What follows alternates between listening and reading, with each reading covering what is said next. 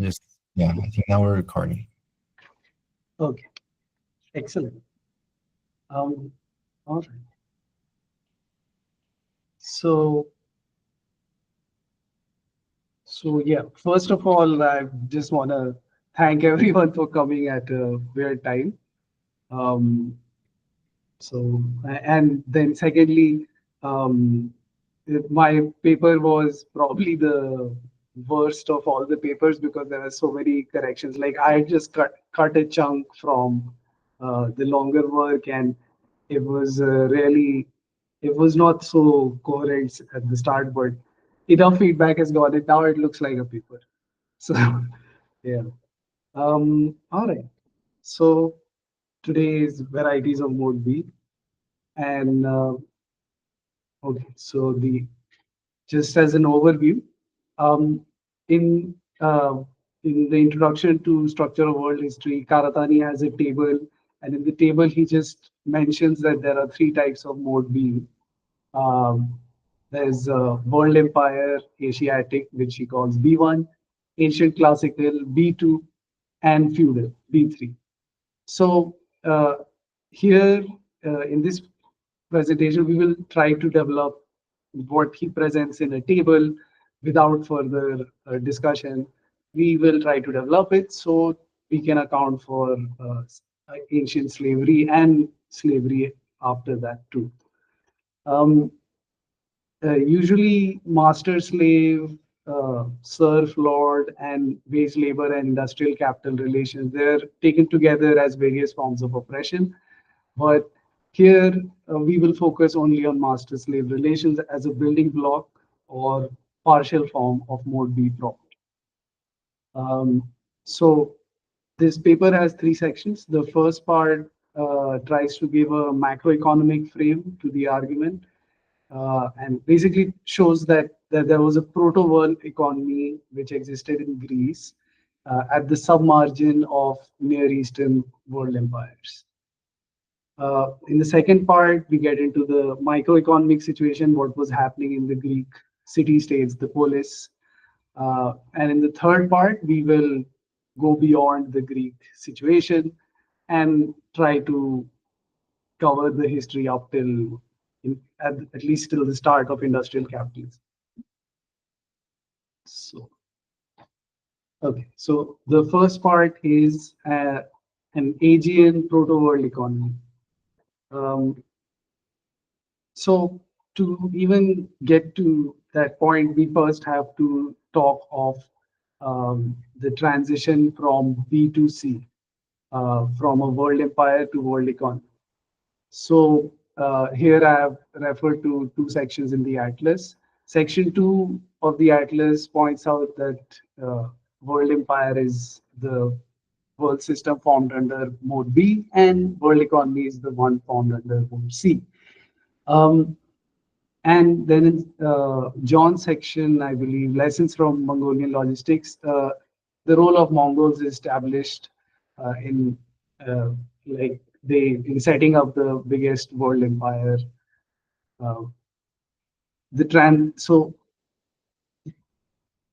this transition from world empire to world economy is usually it's best dated to around 1800. That's when Europe takes off. And this world economy that arose in Europe latched on to the pre-existing world market that had developed under the Mongol world empire. Um, so this the world market that the Mongols developed, they expanded on. Uh, the most ancient world market is the one that existed around the Mediterranean, and that block was linked with further into East Asia and Southeast Asia, the islands, and just this. Many seas were covered in overlapping trade circuits under the Mongols. Um, During the Mongol Empire, they and their spread, they transmitted the four great Chinese inventions that can be dated back to the Tang Dynasty: compass, gunpowder, paper, and printing. Paper and printing together led to paper money, and these inventions set off early modernity across the world. So there's a Japanese historian, Masaki Sugiyama, and he has emphasized the significance not just of the inventions, but crucial elements of modern capitalism like joint stock companies and foreign exchange systems. These also originated under Tang, but they matured under the Mongol Yuan dynasty. Uh, there's a quote from Sugiyama that under the Mongols, both inland and coastal routes were finally joined, and trading system that circulated around Eurasia and the north and east coast of Africa appeared. Something worth calling a world trade zone. All right. So uh, I should point out that usually in each slide, most of the slides, the first point will be like a summary of the previous slide, just to continue the argument, and the actual things would be from the second point on. So um, this is a quote from Karatani, the first point here, and he's just commenting on this Sugiyama's account of the Mongol Empire, and he says that um, in the wider Mongol world empire, this brought about Pax Mongolica, which made the development of trade and production possible from Southeast Asia to India, Arabia up to Europe, and that Italian city-states in Europe like Venice, etc., could enjoy prosperity and renaissance by being located at the margins of the world trade zone built by the Mongol Empire. So this is how the world market uh, uh, came to border the European what was once feudal countries, but after the interaction, we step into the phase of absolute monarchy or mercantile capitalism. Uh, so, even though Europe managed to enter this world market, like they could finally start trading with China because they had silver from the New World, which they were colonizing. Uh, Only England, out of the European countries, was able to build an empire, quote unquote, on sea and land after 1800, and not the other European countries. So this is on the surface a similarity between the Mongols and uh, the British Empire and the Mongol Empire, but the similarity is superficial because the Mongols were in a world empire, world system, while England was located at the sub-margin of a world empire, and it became the center of a world economy. So this is this is the situation around 1800. But a similar comparison is also made in antiquity, because it is said that Athens built an empire on the sea, and it was located at the submargin with respect to the Persian Empire. Uh, However, the it, uh, the Athenian organized Delian League, uh, it didn't have the principle of empire because it was suppressing other policies, and that's imperialism. Similarly, the English Empire was a hegemonic state in the world economy. It had colonies, and it was not an empire, like in the sense of a world empire. So it is not possible to have an empire in a world economy. To yet act like an empire only makes one an imperialist. So um, this is taken from um, uh, this argument by Karatani is due to a reference from Hannah Arendt, and this is the quote from Hannah Arendt. It's there in many of his books, so it's an important quote. Uh, Expansion as a permanent and supreme aim of politics is the central political idea of imperialism, since it implies neither temporary looting nor the more lasting assimilation of conquest. It is an entirely new concept in the long history of political thought and action. The reason for this surprising originality is simply that this concept is not really political, but has its origins in the realm of business speculation, where expansion meant the permanent broadening of industrial production and economic transactions characteristic of the 19th century.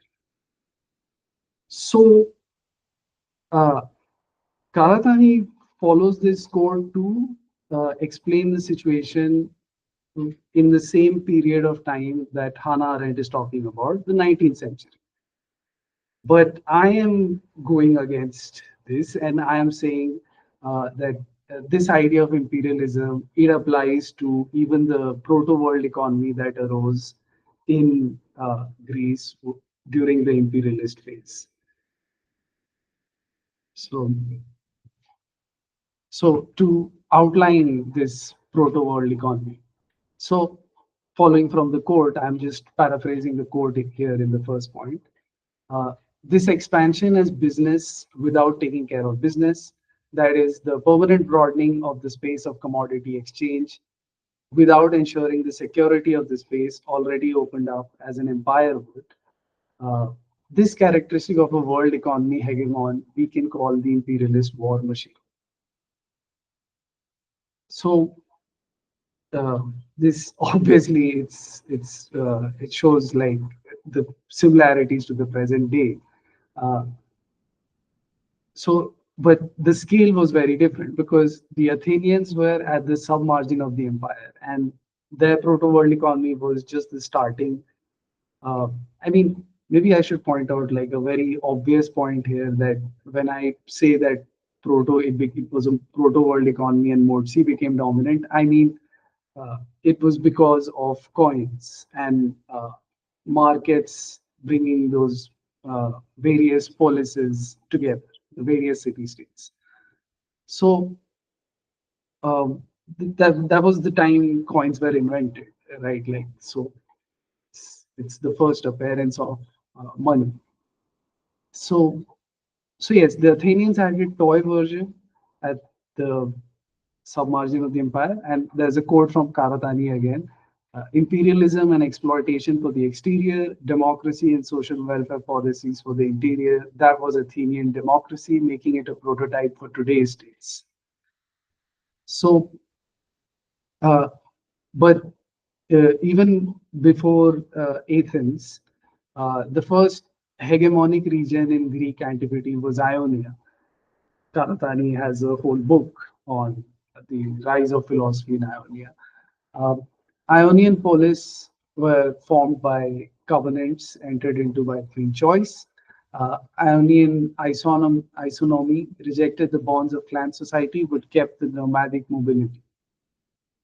And this rejection and revival of mode A, in the sense of rejecting the bonds of clan society but reviving the mobility, it was premised on C, which became dominant for the first time. And once C became dominant, society was organized by the mode of production, which means that land and slaves were treated as private property rather than land and people being state property, generalized slavery for everyone. Um, However, Ionian isonomy, the Ionian polis, they were not imperialist like Athens was later on, and they were stuck in the middle like of the Persian Empire and other aggressive internal Greek forces. So they fell victim to four consecutive conquests. First by the Lydians, which were quite nearby across the coast, and then twice by the Persians. And finally, they became subject to Athens when Athens became the new hegemonic center within this submarginal proto-world economy, and which adapted Ionian isonomy as democracy to deal with class issues that arose with the money economy. So we can here specify the proto-world economy. If you remember my first presentation where I was making a graph, I had pointed out that like the difference between world economy proper, what we have now, and the proto-world economy is that in our time, C is dominant on its own. Um, but in the proto-world economy, it was still tribal societies under C. Like the markets were straight away affecting tribal societies. The state had not developed, well, it had developed in a previous phase, but it had disappeared. So we can specify this proto-world economy as well. First, if we just take at what level mode A, how does it organize a world system? At what level? It does it at the socio-cultural level. And then mode B, under world empire, it brings together people in a politico-religious manner because politics and religion go together under mode B. Uh, and mode C finally makes a world system out of at the economic level. So a world empire did arise in Greece till Alexander, and even Alexander did maintain a world empire. It was only later on, like he managed to get everyone under one rule, but he didn't manage to hold it. But the point is that while imperialism always precedes the establishment of a world empire, imperialism doesn't necessarily lead to a world empire. Uh, Athenian democracy didn't manage to do that. External forces like Alexander was Macedonian, they managed to form an empire. The internal Greek system couldn't. And this was because of the dominance of tribal and commercial internationalism over the polis, which was the political form in this um, community. So this is, I've just added this portion and I've added also a long footnote explaining the Greek world system, the proto-world economy in Greek terms. Like they use, they had three levels of community, koine, ethne, and polis. So koine is the highest, like the level of integration at the level of market. And ethne is more like regional communities, but they're still bigger than polis because many polises, like an ethne can have a major polis and then uh, like minor city states around it. So it's like a region within the coin, the commons, and then polis is the atomic political unit in the Greek world system.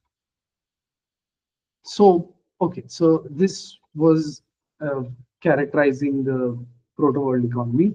So some consequences of this way of reading imperialism anachronistically is that the the fascination that Greek or rather Athenian art and Ionian sciences holds for us moderns is not as according to Marx and Hegel, because it is some general childhood of all humanity, which would make it like just that it was like then you can't differentiate the Greeks from the tribal society as such when Mode was dominant, was because it is specifically a naive tribal society's response to being gripped by Mode C, resonant with the present, yoked to Baruch C.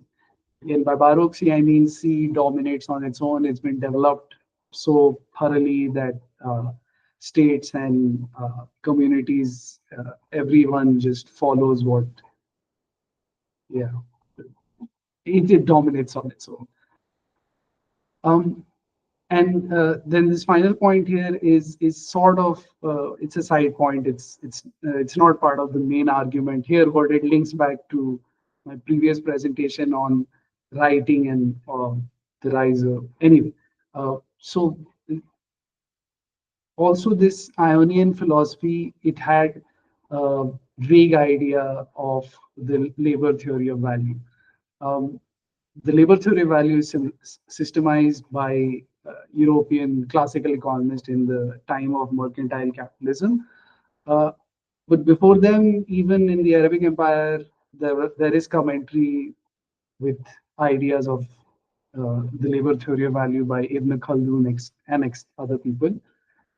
And further back in Ionia, in Ionian philosophy, the way people philosophize, we find signs that they value labor in their philosophy, which is in contrast with the Athenian contempt for labor. Supposedly, Perry Anderson says that the Greeks didn't even have a word for labor the way we use the word labor as a as a duty or a sense of conduct. So, so in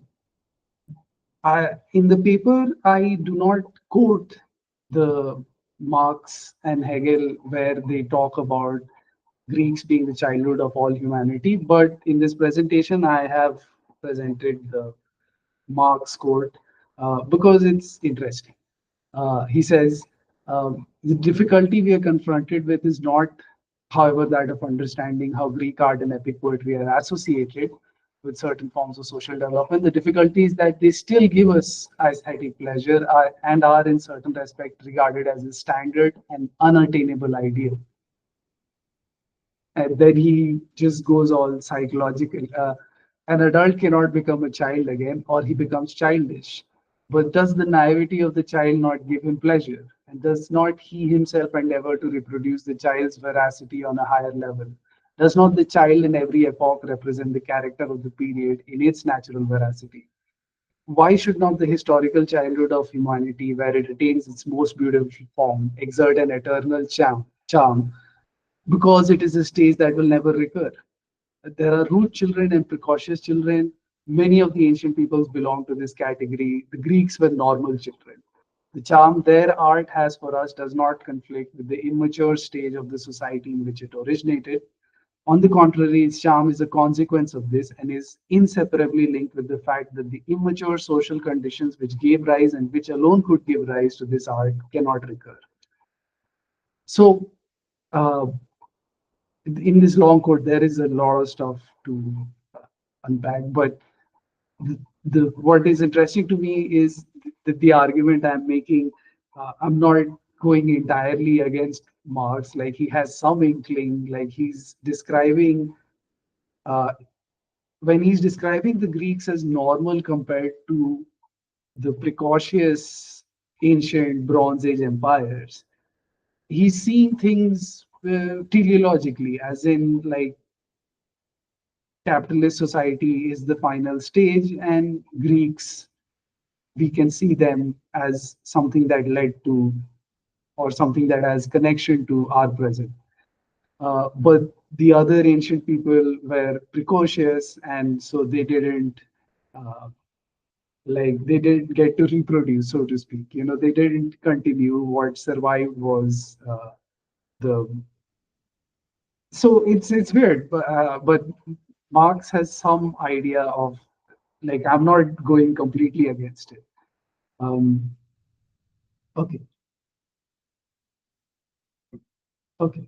This is again this is more related to the presentations on writing and eventually how philosophy develops with writing under Mode C.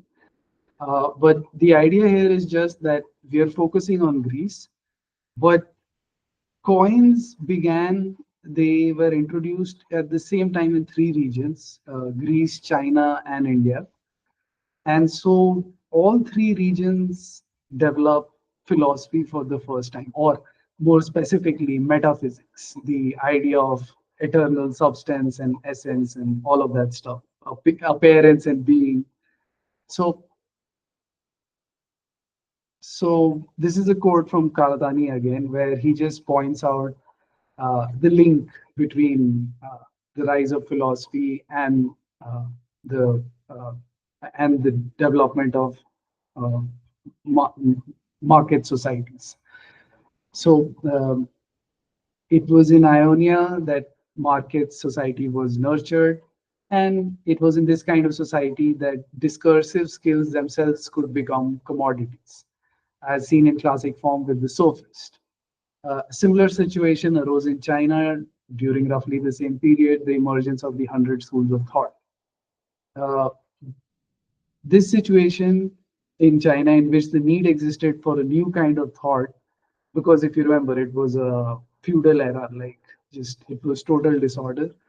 Uh, it transformed thought into a commodity, leading in turn to the appearance of many philosophers. All right. So now we are on to the second part where we get into the microeconomic, the what was happening in the cities.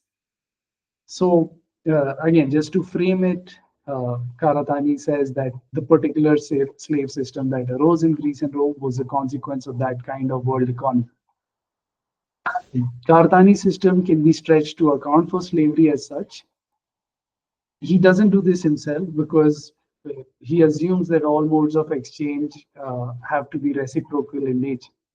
For example, mode B is defined by the relation between domination and submission. His model for this relation derives from Etienne de la Boétie, voluntary servitude. Accordingly, he glosses slavery in power and modes of exchange as involuntary servitude. So we see that like involuntary servitude would be domination without submission. It is not a full relation, but he doesn't get into it. He just glosses it. So this tips of this tips us off that slavery is a partial form of mode B, a master-slave relation rather than a master-subject.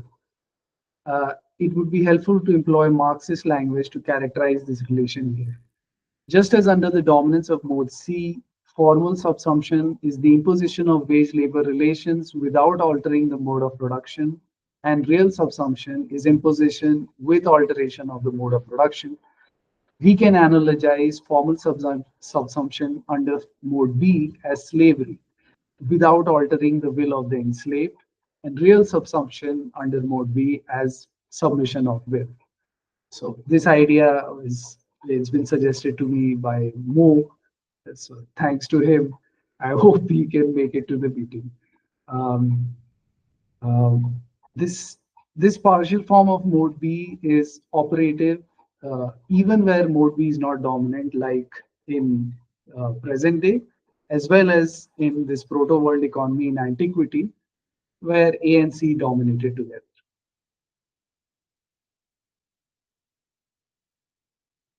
So slavery as a building block. So this partial form, it's presupposed by relations under mode B. Like even in the formation of world empire, this slavery is it leads to proper subjective relations under mode B.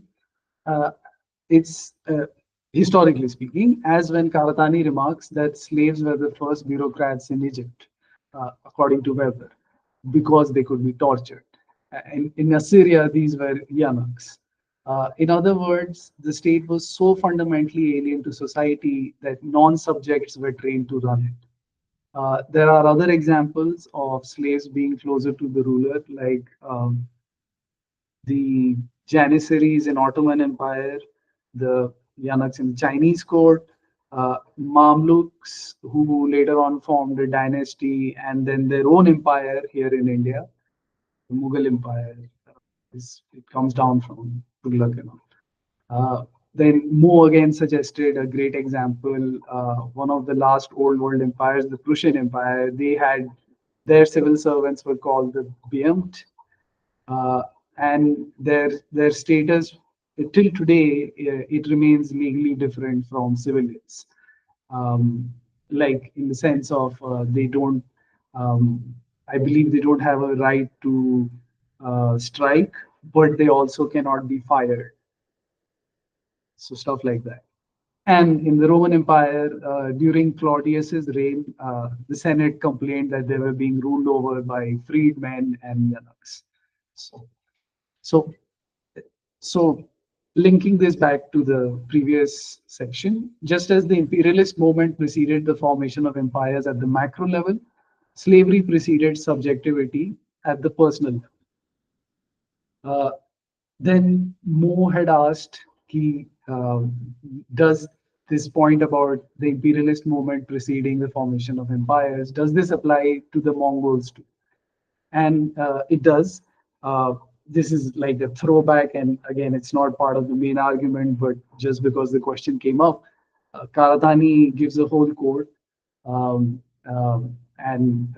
he points out like he's following this Japanese historian Hiroshige Okada, and Hiroshige Okada says that uh, in the Mongol Empire, the ruler had to constantly pursue wars of conquest to satisfy subordinates who needed opportunities to plunder and property bestowed.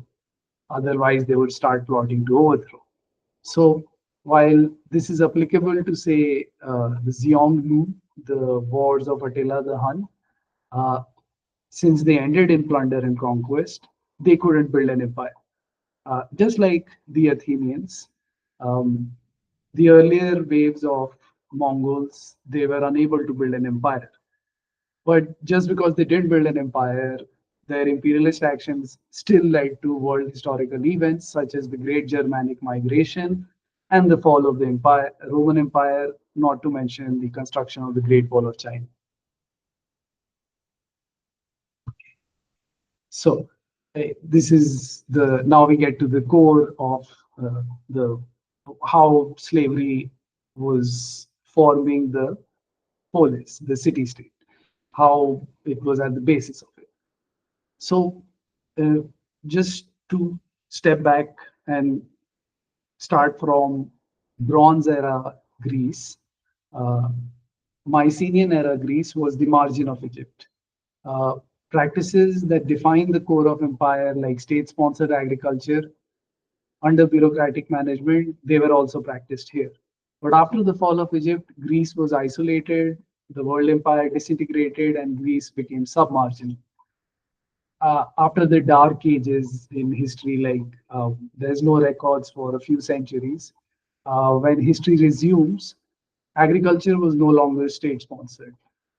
Cultivation was rather small scale, individual, and it led to the rise of private property within clan communities. So the Greeks took slavery, but not bureaucracy, from the core this time around, and then installed slaves into domestic production as private property. While elsewhere, bureaucrats could gain political power, making their slave status irrelevant, slaves in Greece lacked such power. Um, Slaves were confined to the economic sphere as the basis for a public political sphere of citizens with the time to engage in democracy. This separation of public and private sphere was the basis for collapsing state into civil society, bureaucracy into democracy. This public sphere of politics or civil society didn't deal with economic issues because, unlike the Asiatic states kept trade and market separate by setting local quote unquote prices. I mean, they were not really prices, they were more like a price schedule, like conversion rates at distribution centers, and kept credit and debit, credit and debt accounts on subjects. So the Greek democracy did not interfere at the level of economy at all. It let the market set prices. Thus, we can contrast democracy with dictatorship as that which is indifferent to the difference between trade and markets, state administered and domestic markets.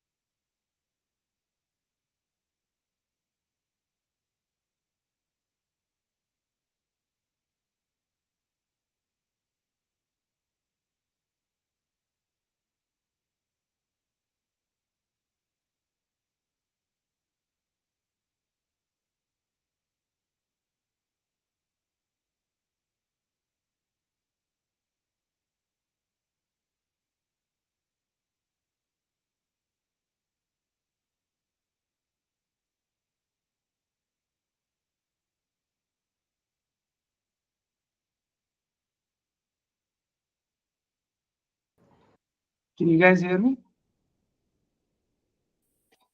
Yep. Yeah, yeah. Okay, so this is what I was worried about, that for some reason Google Meets keeps it's dropping on me. Uh, but okay, thank God I'm not recording, so it's fine. Um, I'll just start the presentation.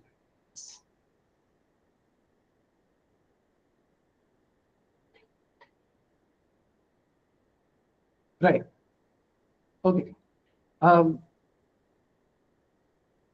so this, yes. So external money was gold and silver. Local money could have been bronze, iron, tin, whatever. But they were used in the market and they were mutually exchangeable, which meant in turn that the market and trade both belonged to a single price setting system. So rather than establish a bureaucratic structure, Greece entrusted the setting of prices to the market. This penetration of a money economy damaged the civil society, which was the community of rulers, the aristocracy of the Greek city states. This development exacerbated economic disparities and led to widespread indentured servitude among the citizens. This was a crisis not only for the polis community, it also meant a military life or death crisis for the state, since it relied on universal military service in which all were expected to provide their own output. So the defense of these city states was dependent on farmers slash warriors. And if the farmers were going in debt, the state was in danger. Uh, so the move to democracy in Athens was nothing more than an attempt to preserve the existing community of rulers within the polis. This democracy led to an ever increasing expansion of slave system production. Citizens who devoted themselves to matters military and political had no time to engage in productive labor. As this indicates, the Athenian state was grounded in mode of exchange B, albeit of a different type from that found in tribute based states like Persia. So, so the here we have the crucial link from Kartani. It is a different type of B, but I'm going against Karatani a bit by saying like it's not even B is not even dominant here. It's democracy. This different type of B, democracy rather than despotism. It was internal to a dominant world economic scene because the markets were subsumed by trade rather than in the proper mode B proper, where C is externalized. Mode C is externalized by B, state sanctioned trade and state suppressed markets. Okay, so this just finished off that. Now there were other regions in Greece, and their ways of organizing the state and slavery was a bit different. So the big one is Sparta. Uh, while slaves were private property in Athens, the Spartans enslaved and owned the people as a whole, as communal property. Slaves here were a state concern, and the Spartans were always fearful of letting them live on their own. Unlike Athens, where slaves couldn't associate. Um, so the solution for the Spartans was not a final but a ritual one. Every autumn, the Spartans massacred the Helots, which were their slave race, so to speak. Um, Here we see slavery at the basis of B, despotism, supported by A, rather than B, the different B, democracy, which was a response to dominance. Uh, where this, as in Athens, where um, the dispersion of slaves among households was instrumental in maintaining their status as commodities and laborers. So uh, they, the Spartan state was maintaining uh, whole slave population, but not commodifying them properly. Um, I have this thought here which I've not fully thought about, just this hunch. Like I feel like this has to do with the Spartan state having uh, almost no bureaucratic component. Like the bureaucracy was taken over by the military. It was entirely the Spartan state was organized like a military executive command structure, and I feel like this absence of bureaucracy was also the reason they could maintain a slave population separately, not uh, in the domestic capacity, but like as a whole race. Okay. Finally, the other big famous slave state is Rome, and these these two types of enslavement as private or state property, they were brought together in Rome. The Romans had both domestic and state slaves who were even assigned executive functions, even in domestic capacity. Um, this sort of promotion is similar to Janissaries in the Ottoman Empire, but unlike the eunuchs in China. Early Rome, the Republic, was similar to Greece and existed in pretty much you can say the same proto-world economy was continuing. But even at the beginning of empire with Augustus, the emperor coexisted uneasily with the Senate. Um, for the Senate was the organ of the tribal republic. It is only later when bureaucracy gets established at the cost of undermining the Senate, which is after Claudius, that this proto-world economy is shut down and it is replaced by the Roman world empire as we know it. Okay. Okay. So now we're on the final section. Um, I will just take a second. I'll drink some water. Does anyone have any questions or comments?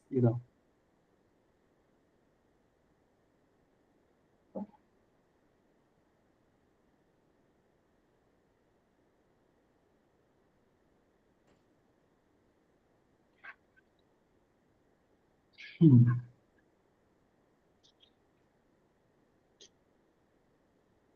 Oh, okay. All right.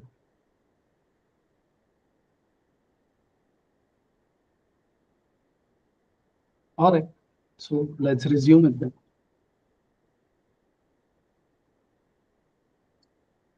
All right. So now we're stepping out of the antiquity and just trying to trace it down to our present time again.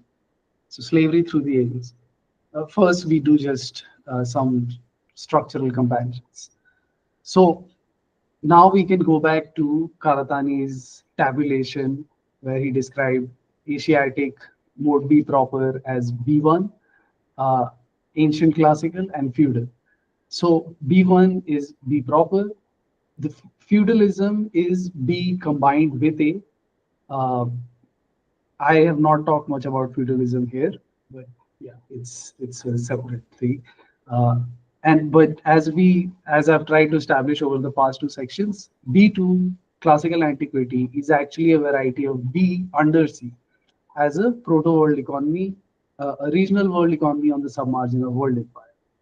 So Greek antiquity differed from Asiatic societies, the classic Bronze Age empires, inasmuch slavery was indispensable for political subjectivity of the ruling class in the former, in Greek antiquity, but slavery was generalized in the latter, in Asiatic societies. Like again, at the proper uh, Bronze Age empire, the entire society was organized in a strict hierarchy. Like everyone had their own position, like from the gods to the kings to the priests, the ministers, the teachers, the traders, whoever. Um, so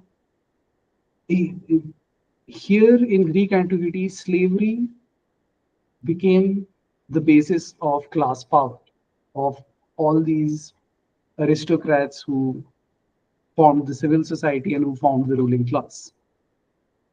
But in classic, proper Bronze Age modern empires, slavery was not the basis of class power. The organs of class power were the bureaucracy and the military, and the basis of class power was state monopoly on education and violence. So we can also see, we can compare Asiatic societies and Greek antiquity from the viewpoint of state monopoly on violence. In Asiatic societies, subjects had to be protected from violence by other states, while slaves and subjects were on the same continuum of status, mediated by C, that is, debt and fines. What this means is that, again, if you had enough debt, you could fall into slavery. And also the other way around, if you had enough, if say you were a slave, but you gained enough political power through becoming part of the bureaucracy, you could become a citizen. Um, So we can call this continuum form of what Karatani described as voluntary and involuntary servitude. We can call this continuum form indentured servitude. On the other hand, in antiquity, uh, the sharp demarcation was not to mark out an interior against outside. Um, there were foreigners within, and trade was like overseas trade. It was mostly left to foreigners. uh, Imperialist states were the aggressors. They didn't fear invasions but retributions. So they made internal status demarcation absolute. For them, uh, unlike the Asiatic empire, slaves and aliens couldn't become citizens. Though, like the Greek antiquity, citizens could still fall into slavery. So, okay. Uh, if we compare antiquity with feudalism, we can say that feudalism bound B with a strong A. Strong A I'm defining as affinity with principle of reciprocity, while antiquity had weak A, which is affinity without reciprocity. So, so in concrete terms, this means that in feudalism there was a sort of hierarchy, but um, okay, so the hierarchy between lords and peasants was there, but it was still reciprocal. The peasants would revolt or leave if the lord's demands proved excessive. Uh, as uh, as for the hierarchy among the lords themselves, your pope and king, and then the feudal lords and the various count and viscount, all those. That hierarchy was nominal, really. It was ceremonial because they were all in competition and had alliances ever shifting through family ties and yeah. So it was A was much more strong amongst the lords themselves. In feudalism, whatever element of B was there, it was really between the lords and the peasants. On the other hand, in Greece, which had weak uh, uh, weak A, that is, there was affinity that kinship was respected, citizenship in the polis was inherited through families, but there was no reciprocity. That is like how tribal societies just maintain and their everyday life that had been undermined by market relations. So in the case of Greek antiquity, this weak A, it allowed for the development of B, uh, which whether as democracy in Athens after Cleisthenes' reforms in 508 BC. His reforms abolished the old tribal aristocratic power base and replaced it with new tribes defined by locality, not by kinship, and also allowed slaves and aliens to become citizens, which, if you remember, it's uh, and if you consider Rome, in Rome, proper empire developed as we saw in the last section. Um, if we just consider the submarginal countries throughout history at like which have been at the submargin of various world empires, Greek antiquity is also an exception amongst them, since in Japan and Western Europe, feudalism was followed by absolute monarchy and then imperialism, while in Greece, they already prototyped imperialist world economy before entering the common feudal fate of Europe. And finally, this is just a theoretic line. I don't know if it makes a lot of sense right now, but between Asiatic Sea controlled by B and absolutist Sea that colluded with B, if you remember, absolute monarchy after feudalism was a collusion of the king and the cities against the aristocrats. So between Asiatic Sea, which was controlled by B, and absolutist Sea that colluded with B, there was antique Sea, to which B was indifferent. The democracy didn't care about setting prices, to which B was indifferent, even though it was dominated by this world economy that had formed through the markets. So now we can further characterize slavery in seeing it from the perspective of modes of exchange A and C. So with respect to mode A, whether through ritual slaughter or dispersion, slavery can be characterized as the deliberate destruction of A among the people, the, the fundamental mode of self-organizing communities in order to reduce them to things. Slave as commodity is also, in a sense, the opposite of gift, as the calculation of price marks the commodity for exchange beforehand, rather than as in tribal societies where the counter gift makes the exchange visible afterwards. So, yeah, here it's just a difference in timing, I guess. With respect to mode C, and this is the crucial point because this is what the rest of the paper will try to develop. Slavery was not just a presupposition of subjectivity under mode B, but also an obstacle to the development of subjectivity under mode C proper. Why the proto world economy didn't become a world economy, since to make the laborer into a commodity blocked the path of making labor power into a commodity and laborers into consumers, which is this is the shift from merchant to industrial capital, which requires the Marx says freedom in the double sense, and Karatani adds a third thing, the Kantian thing of discipline and autonomy. So there's three aspects of freedom: freedom from means of production, freedom to sell labor power, and freedom in the Kantian sense of discipline and autonomy, which training that you need to give a worker for him to be for his labor power to be like part of value generation. So yes, so so this freedom has to become generalized, and this is what was being blocked if we were still treating laborers as commodities, and along with that the attitude of contempt towards labor. Okay, so now we can return to where we started from, the transition to world economy. During this transition, during the merchant capitalist era, economics was rationalized, theorized, as I had mentioned earlier. As Marx says somewhere, while Booleanism tried to accumulate the commodity serving as money, gold and silver, mercantilism tried to produce and accumulate surplus value. So it's in this sense that it becomes rational instead of just instead of accumulating the fetish object, you try to increase production.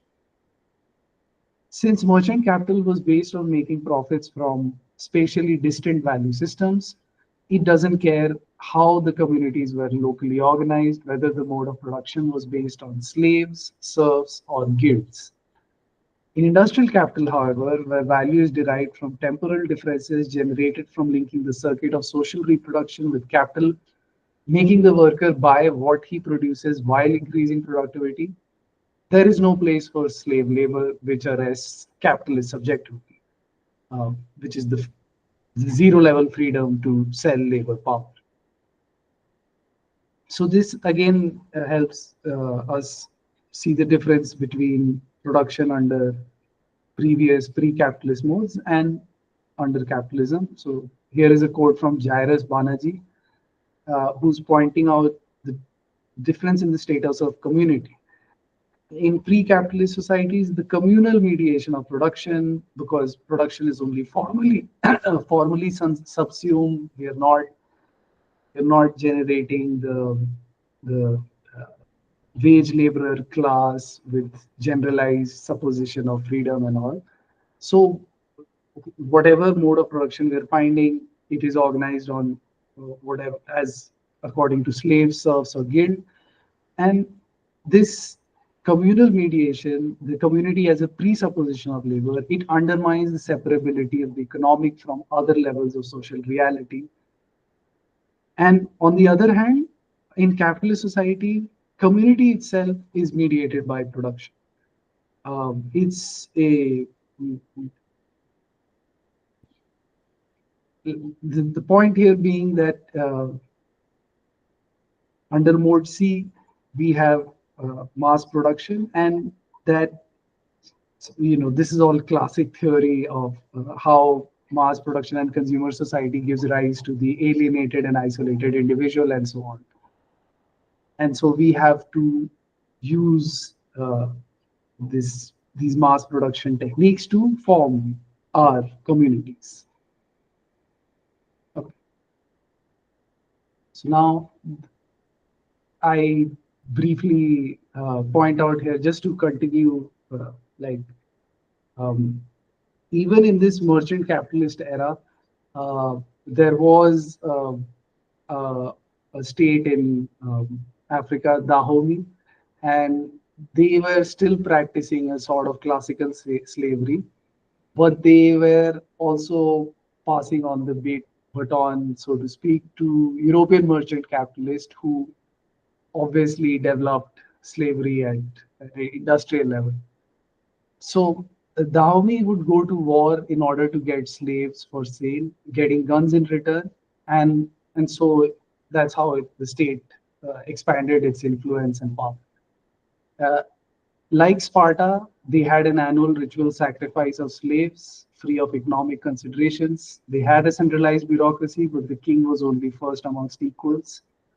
However, they didn't need to take the step into industrial slavery by trying to breed slaves, unlike the American South, which couldn't raid its borders for slaves.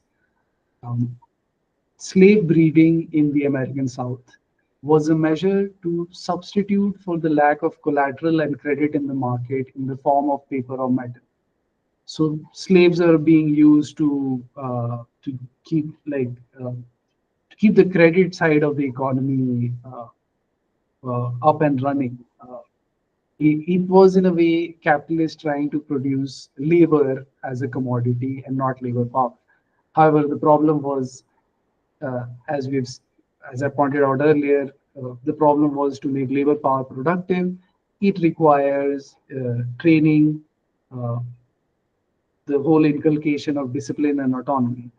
And under Mode B, this was dealt with like in previous societies, even in feudalism. This was dealt through apprenticeship, private education, and master subjects relation in general.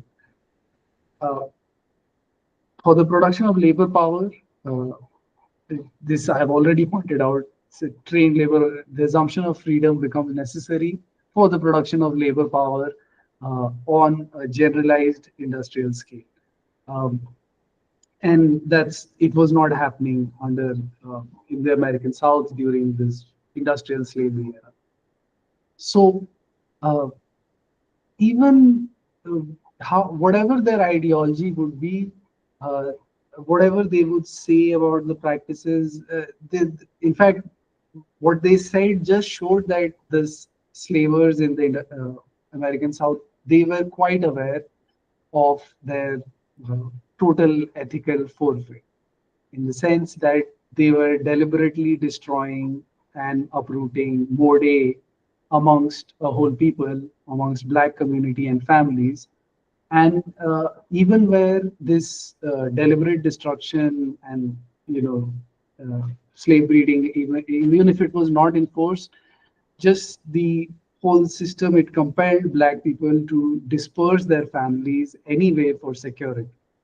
And therefore, amongst black people, there was no social reproduction, so to speak, in during industrial slavery.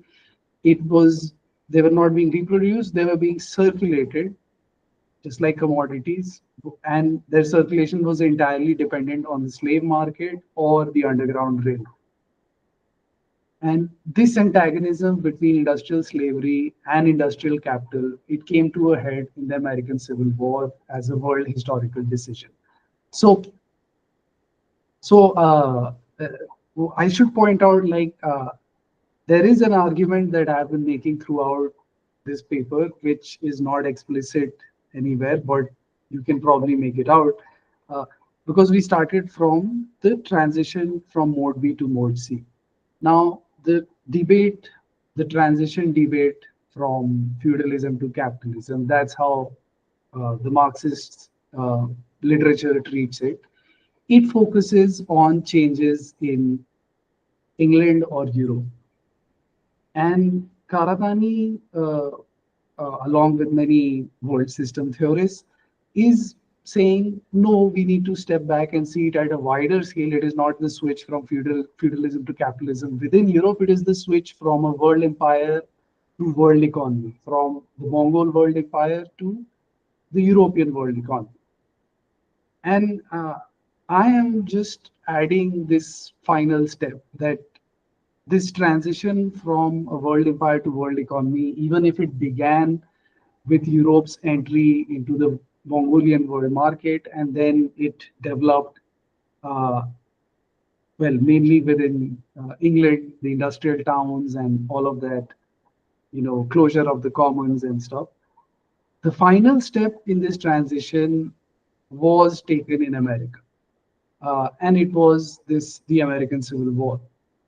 Because here we have a world historical decision. Like, will some people be completely ethically bankrupt, and will they continue the dirty work of trying to completely erase any sense of community among certain people in order to breed them to expand the market based on slave labor, and where the slaves act as fixed capital, as collateral for credit, so that the rest, white people, can be subjects, or all are subject to capital.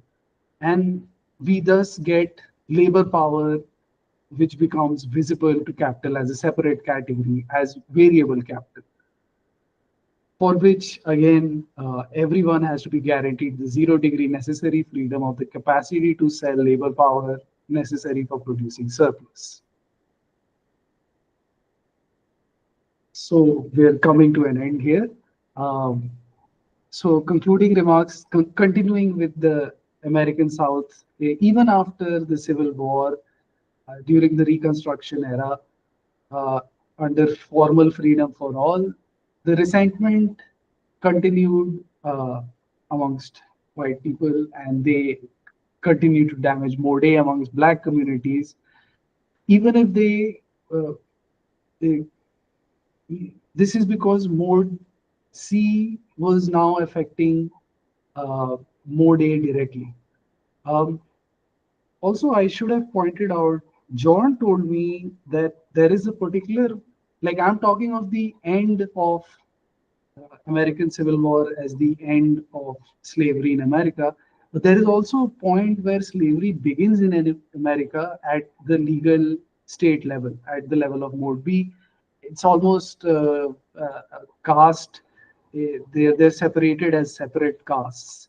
And that was, John pointed out that there was Bacon's Rebellion, and that's when the government changed the laws to make, because in the Bacon's Rebellion, white people, black workers of all races, and they just joined together against, and they started to fight, so they had to separate them. So there is a beginning point for the institution of slavery as a caste system, so to say, in America.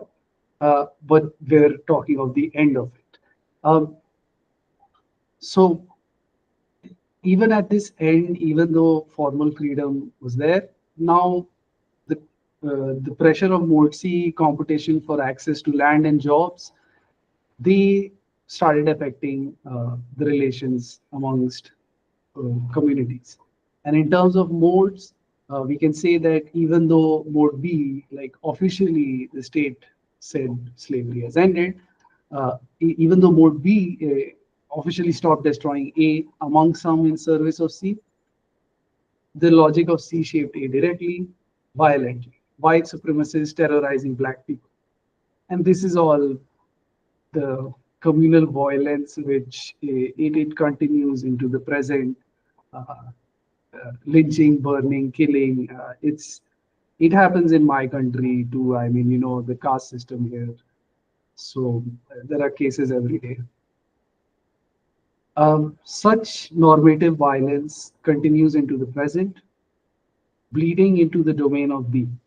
So even though officially we have formal freedom for everyone, um, it uh, because of these practices of uh, segregation and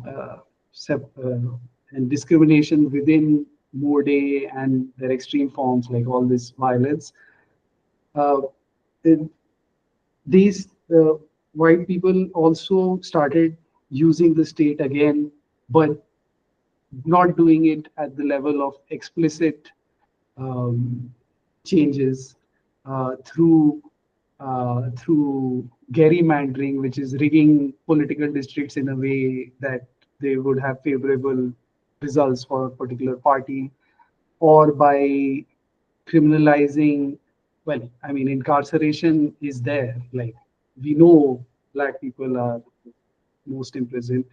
Um, but even the process up till incarceration, just the whole justice system is set up in a way that just being poor is already criminal. Like you can't, uh, yeah, you can't get out of it. They trap you.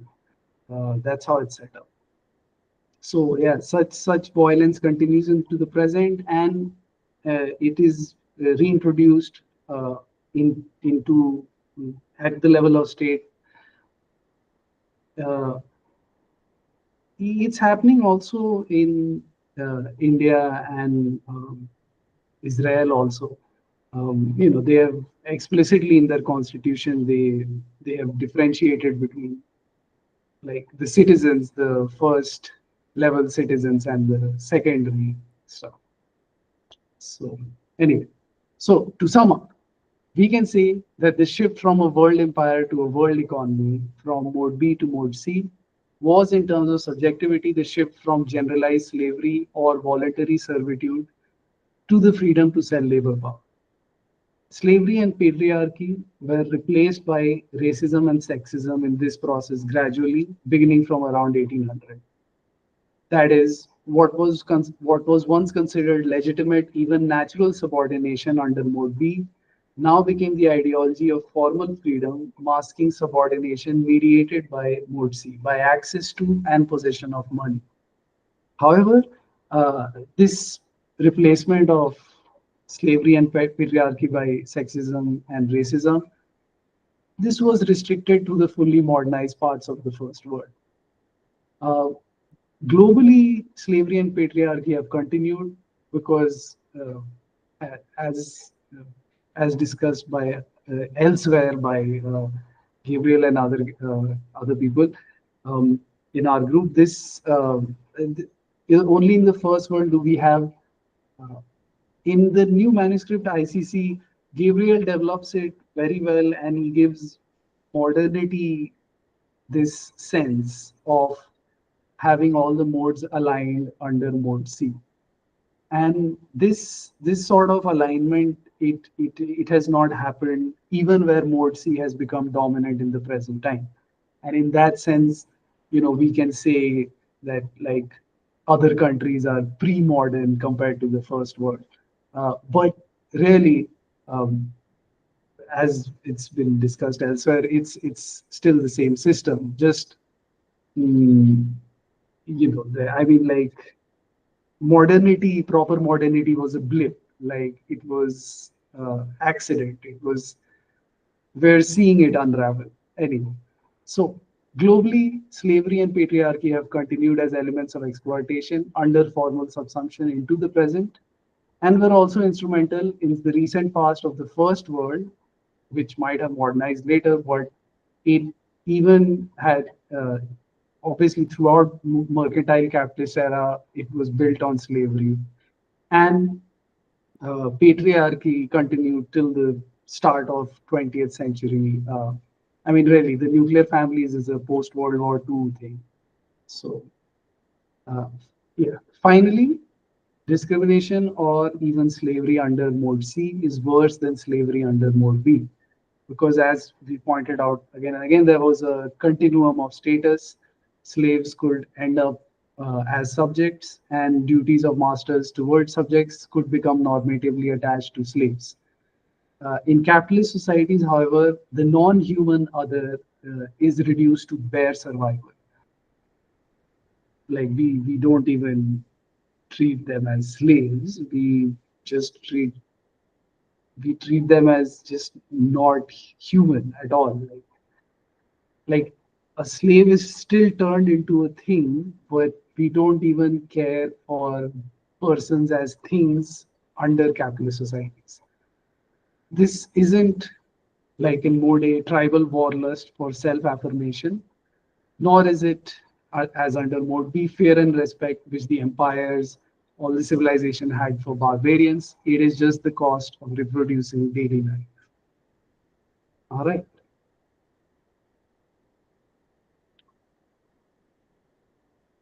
All right. Yes, that was the presentation.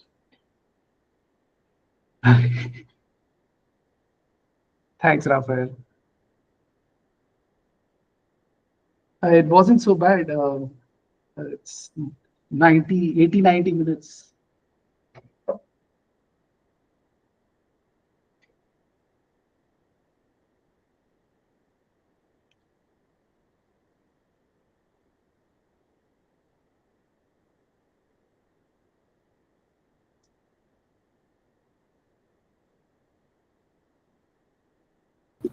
Yeah, I agree with John. I mean, it's so much, and I think like at first movement, I think like the thing that impresses me most, I think, is how you construct the mode be proper through the how you show like the centrality of slavery practices as like that division as central to mode B, in especially in respect to how it presents a clear view to the open endpoint of the transition, of mode B to mode C, because I was thinking a lot at the end about how uh, it's I don't know how it was in the, I mean, here in Brazil, the banning of slavery, it's like a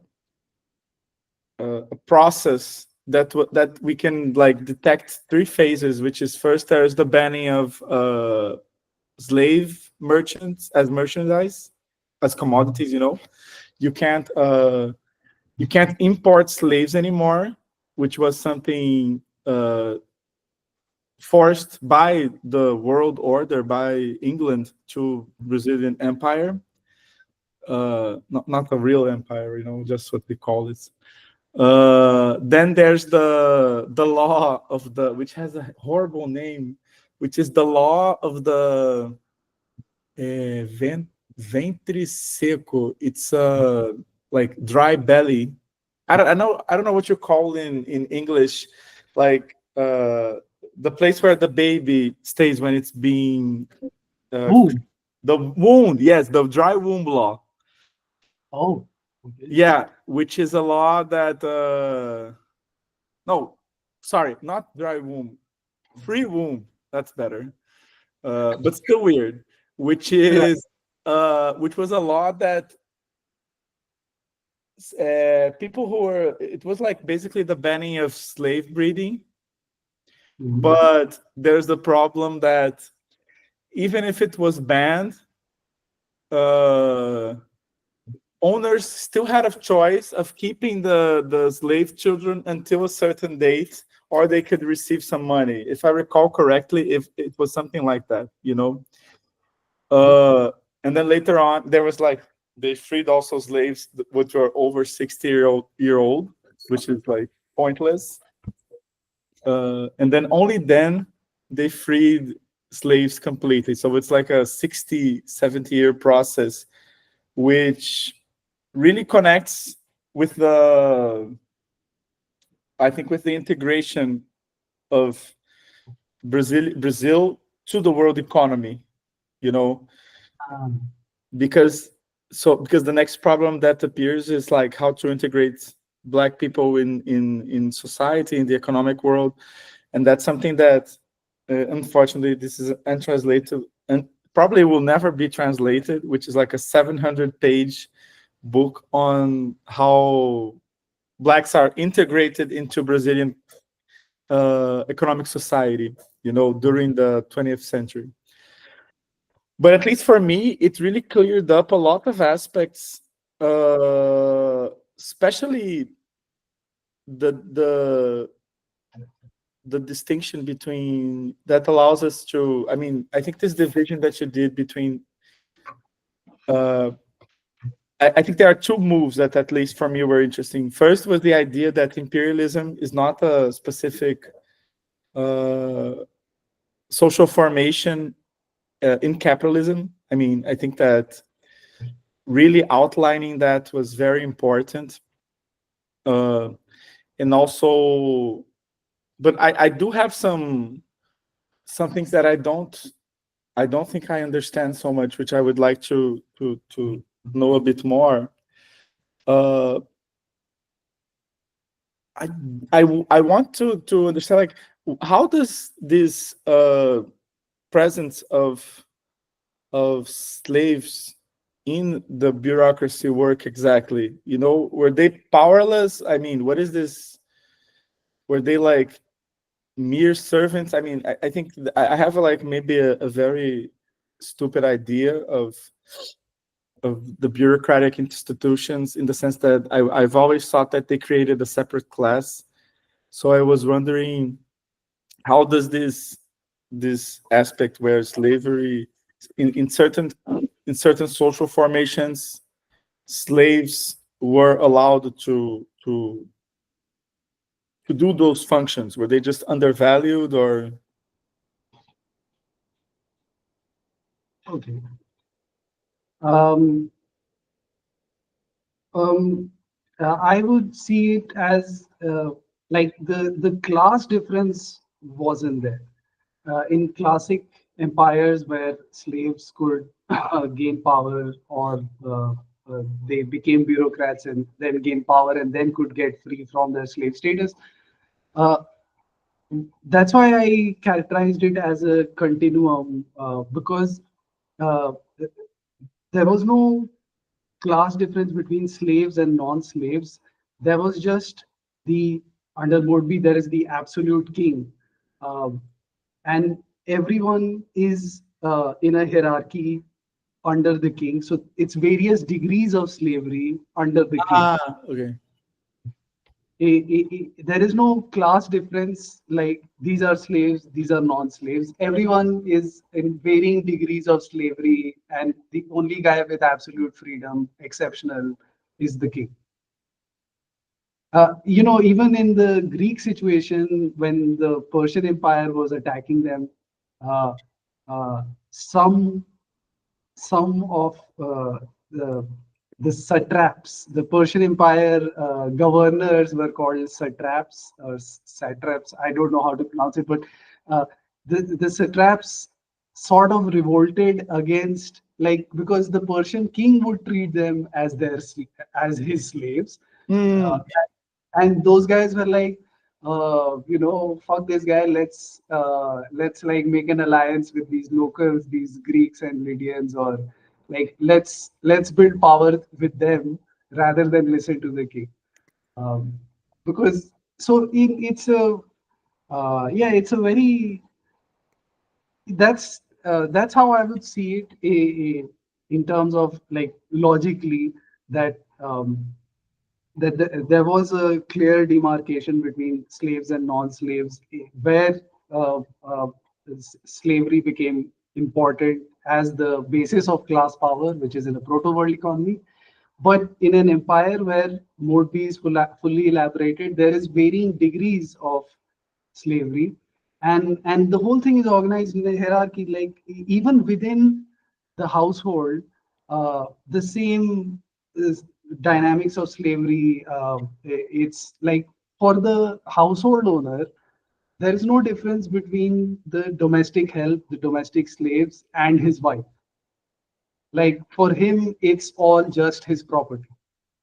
And but of course, because the wife is not, so even amongst the wives and the concubines, there is a whole degree of slavery within the household. Like the wife has more freedom, but she's not bearing the child, so she might not be taken care of so much. But then the concubine is not so free, but then she also doesn't get included in the household. But she's the one who bears the child because the wife can't. So yeah, so there was these various degrees, and the structure of slavery with degrees was reproduced even within the household, just like in the royal court.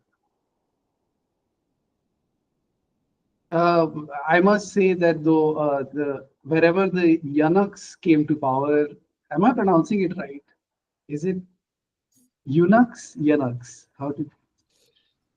Okay. Anyway, so wherever the eunuchs were, like, they never came to power on their own. They were, because they were not part of the household system.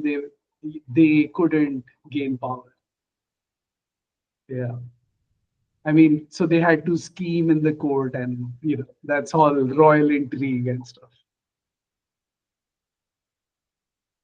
Is that a satisfactory answer? Yeah, no, it really cleared up. I think I even wrote the comment on that. I think like this, the continuum aspect like really became clear. So in a sense, you could say that if we take the master-slave relation as like it's a fundamental relation of mode B, in the sense that it presents like the absolute points of this continuum, in the sense that, like, because you were talking about the degrees, it seems like it's a partially ordered set, like where you can go all the way down. Like if you can find these chains of continuous chains of hierarchy all the way through society, of course, like I think one thing that distinguishes, maybe I don't know if this makes sense, one thing that distinguishes maybe relations in a mode B proper and a mode A proper might be that, like, if you have like different families, there will be power relations between the different families which will connect different parts. For example, potential spouses and potential fathers-in-laws.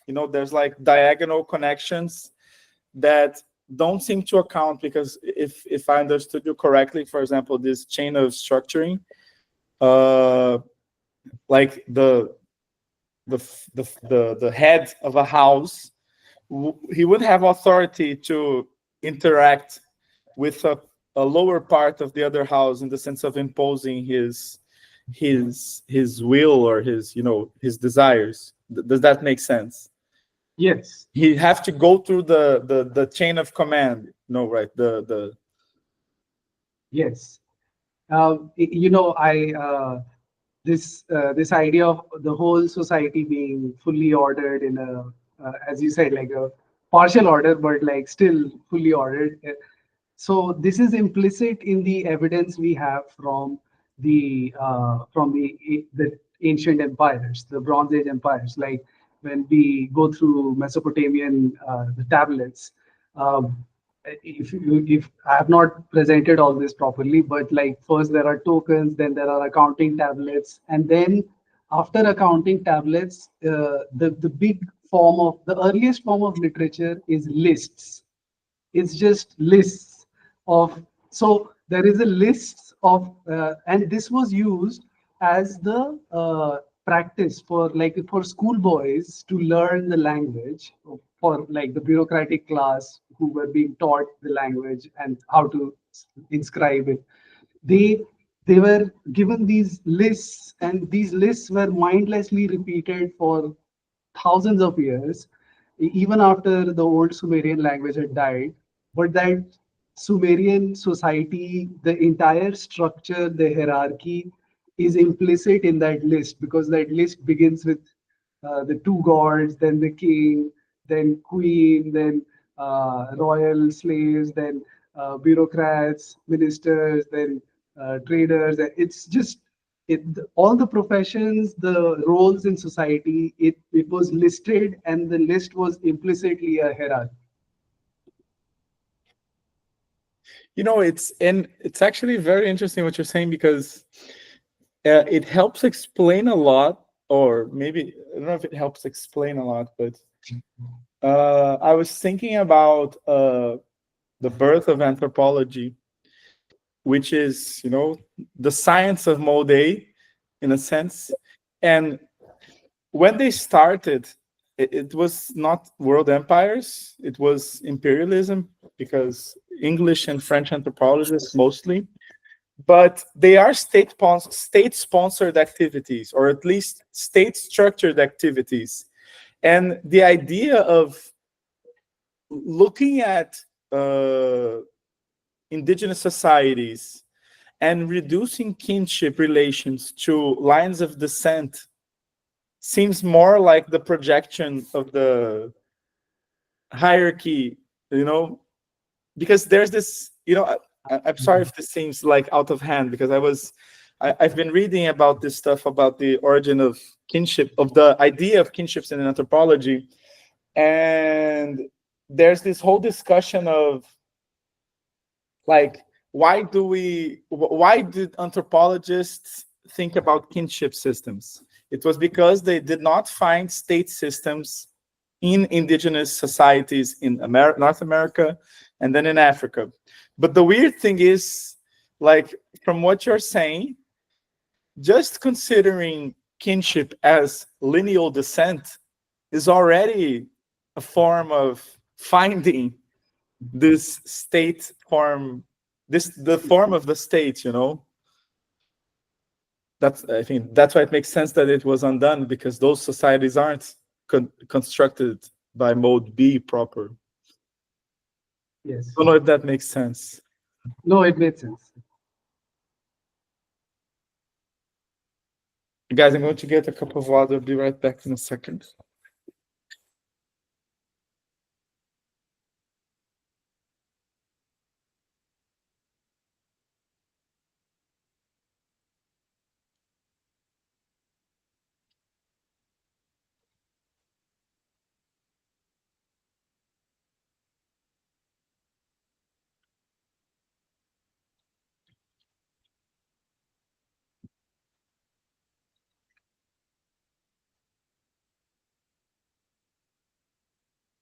Any other questions, comments?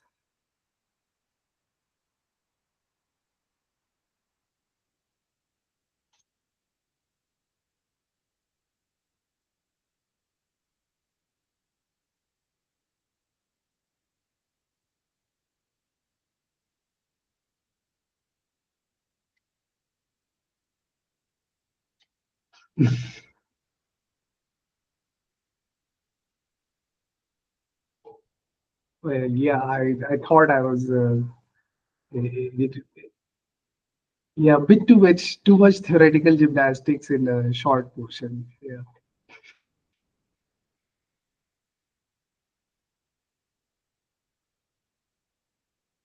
Uh, he, in the sense of yes. Okay, so John has asked, can't you say Greek imperialism helped provide the infrastructure for the social world of the Roman Empire?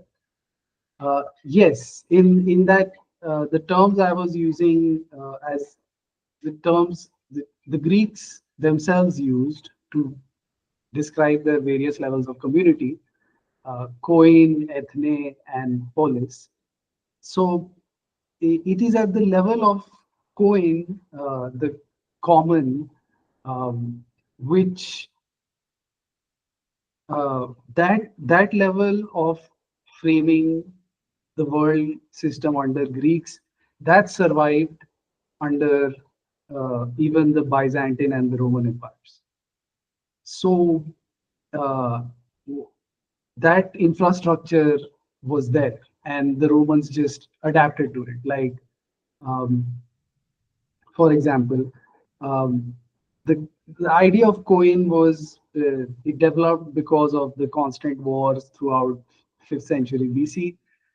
So the Greeks wanted a common peace, a coin erenes, and so they tried it for over a century. Discussions and all happened, and so the idea of the of um, autonomy of the city states meant independence at the start in the discussions but as the coin framework developed, uh, the autonomy started to mean um, not independence from a bigger system, but independence or just autonomy under a bigger system. So, so yes, autonomy became redefined as autonomy under the coin, under the common uh, framework that these guys developed. And when the Romans, by the time this coin community survived into when the Roman Empire takes it over, all they had to do was change the pledge of allegiance, so to say, from we as a polis, our autonomy is pledged under the coin, the particular uh, community. Because in Greece there were these regions, the Achaean, the Boeotian, the Achalian, and so they could just change the wording from autonomy under the coin, the common community, to autonomy under the Roman Empire. So, in a very clear sense, yes, that infrastructure passed into the Roman, but um, Roman reliance on science, and that came as much as it came from the Greeks. It also came from through um, Byzantine Empire, from the Persians. So even that was a big source of science and philosophy under the Roman Empire.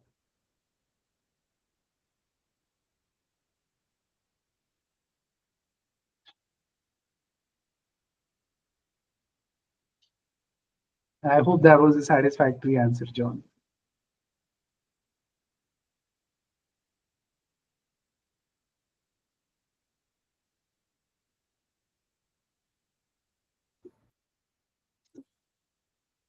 Did he freeze again?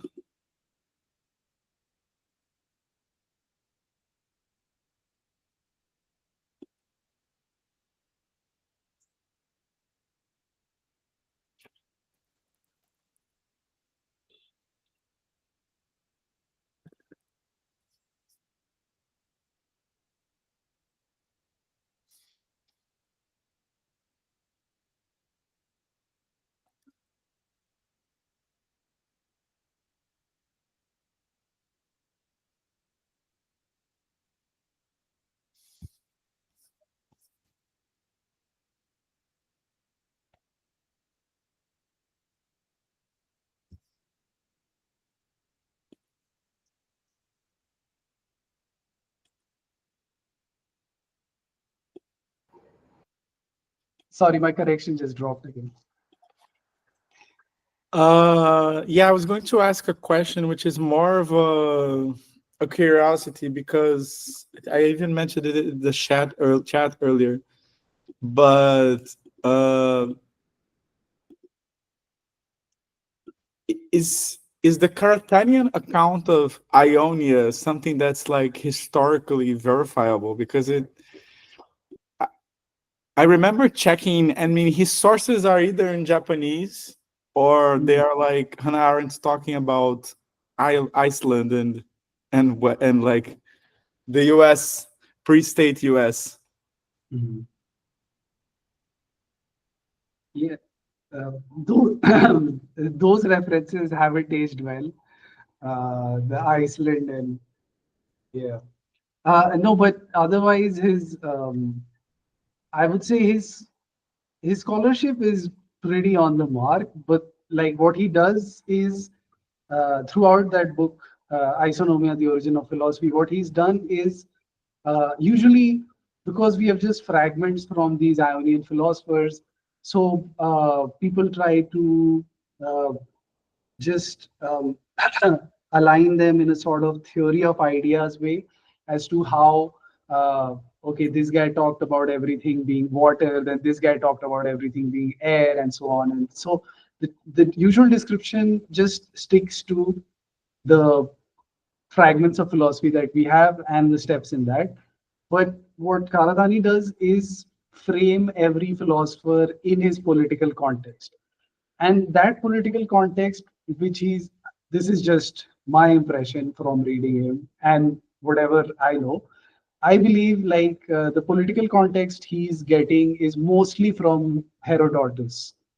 Like it's Mm.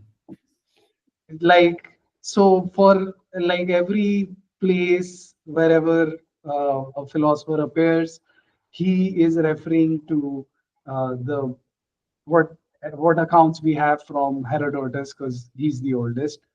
And I believe his political situating of the various philosophers is pretty on the point. I haven't gone back and read it properly in a while, so I can't be very sure. But I remember my impression because this question I've seen people ask it online generally. Ki, hey, where are all the references in? Like, why does Karatani's book doesn't have any references? Like, he's just assuming all of us are reading the same stuff. And yeah, well, he doesn't point out the references, but and they're pretty classic. Like I believe he mostly refers to the British classicists, your Conford and Thompson, and like almost pre-war, post-war, that era classicists. But usually he goes back to Herodotus, like when he has to. No, yeah, I think that, I mean, I did remember him relying so, I mean, there's a chapter on Herodotus. Mhm. I remember that, but I don't remember him like, every time he's going to the different philosophers, like pointing out, but it makes a lot more sense than simply relying on a, because Right. it's a bit of an idyllic image from the Hannah Arendt quotes. So that's why I always got like, man, it's like the Karatani's like his blind spot is liking Hannah Arendt for some reason, and I'm like, please, you're the best of us.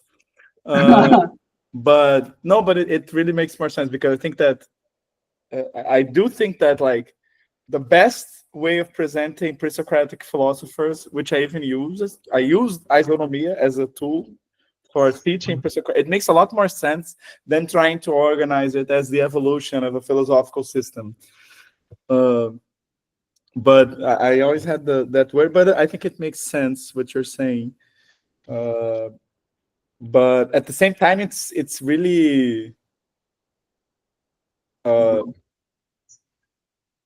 it also seems like a bit.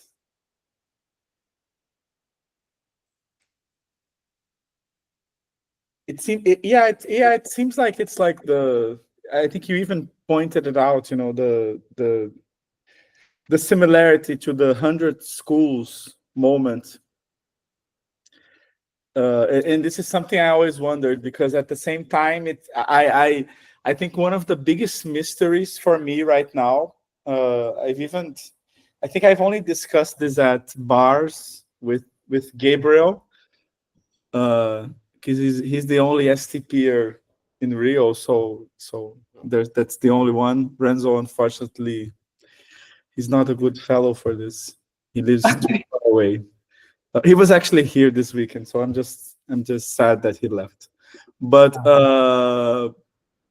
because I think like my biggest thing is like because Badiou, he has this thing about Greek philosophy where the philosophy is the interruption of the poem, by the matheme.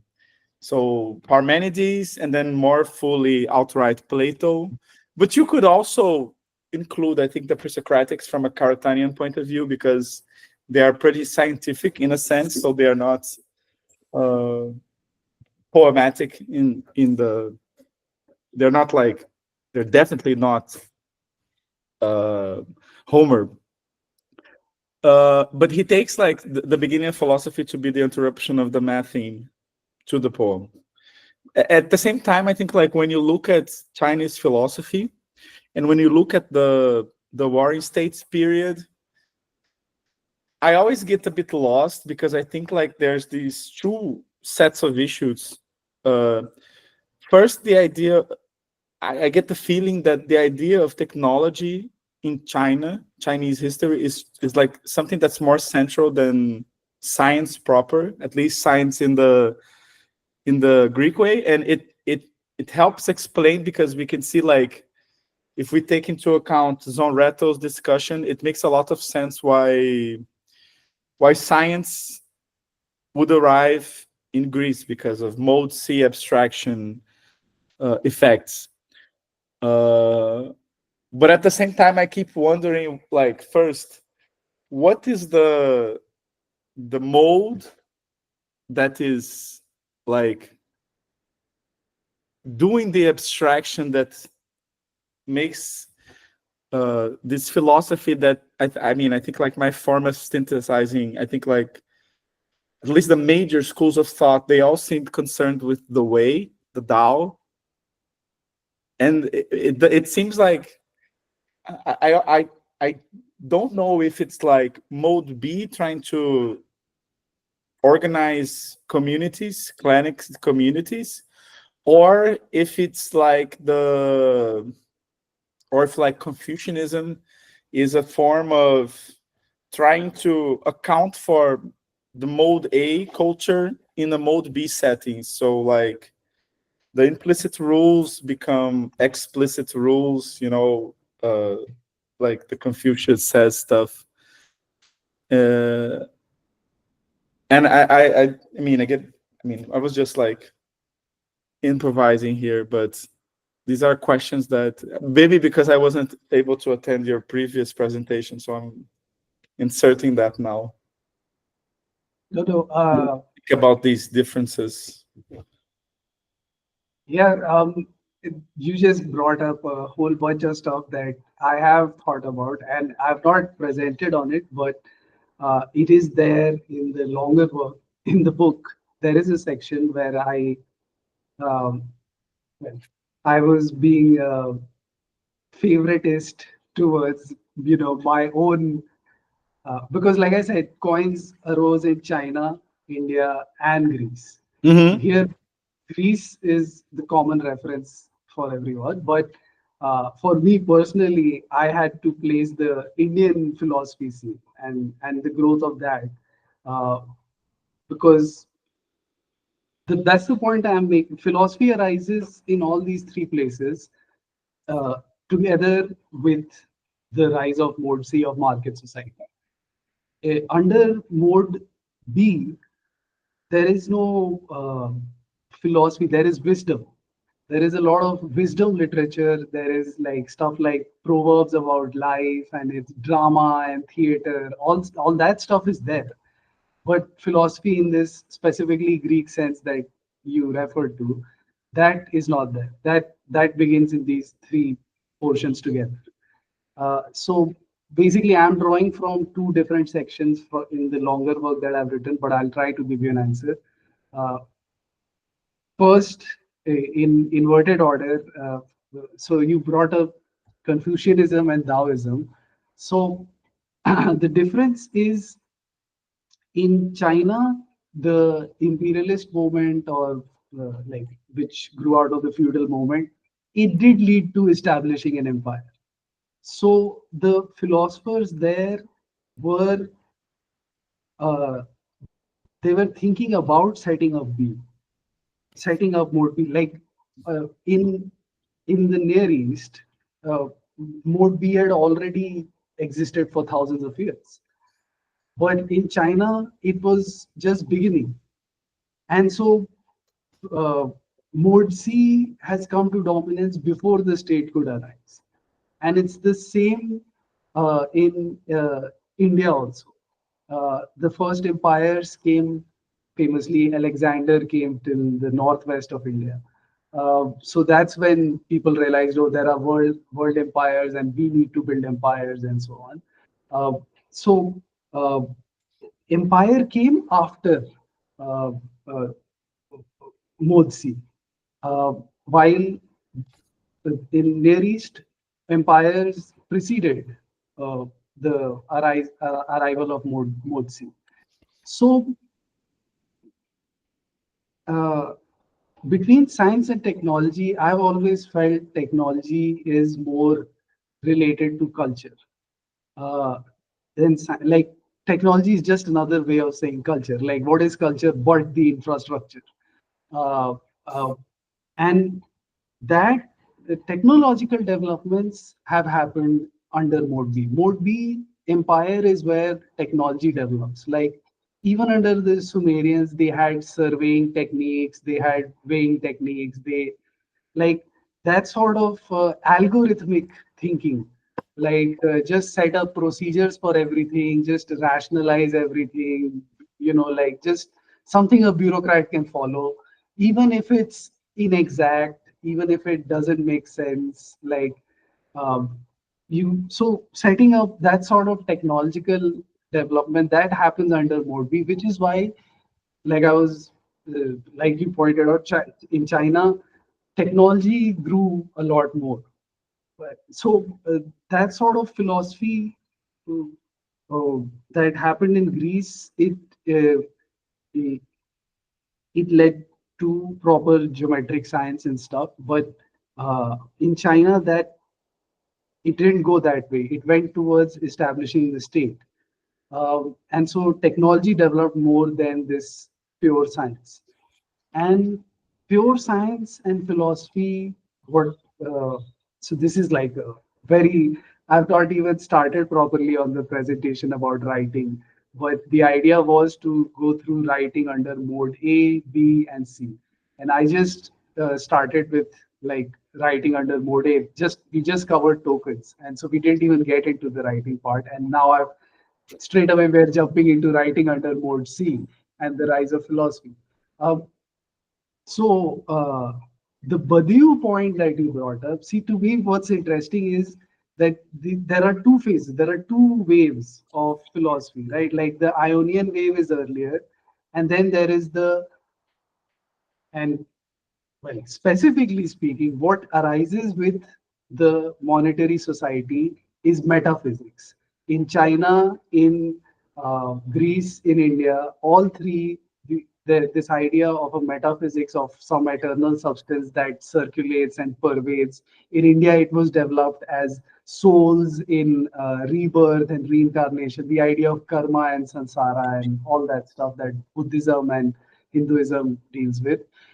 And uh, and in Greece, this metaphysics was a second way, and uh, Ionian sciences were uh, still more comparable to the Chinese in the sense of they would draw from uh, everyday life. The analogies and like instead of saying everything is due to God's will or whatever, they would just like make evolutionary examples, like how a plant grows from a seed, or how fire burns. Like they would use phenomenal reality.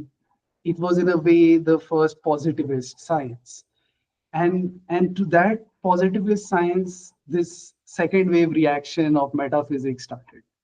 um, um, and to me, what's funny is the example of Parmenides, because yes, Parmenides is where metaphysics, properly speaking, the logical, the sort of metaphysics that survives to till date, that begins with Parmenides. Yet his style was entirely poetic and even mythic. Like he invokes the goddess and then like says about like how I'm making a poem, and like his form is poetry, and it's a sort of throwback to like he's shitting on the Ionian positivists by drawing on the epic mythical forms. uh, in terms of aesthetics and in terms of content, he's doing the metaphysics.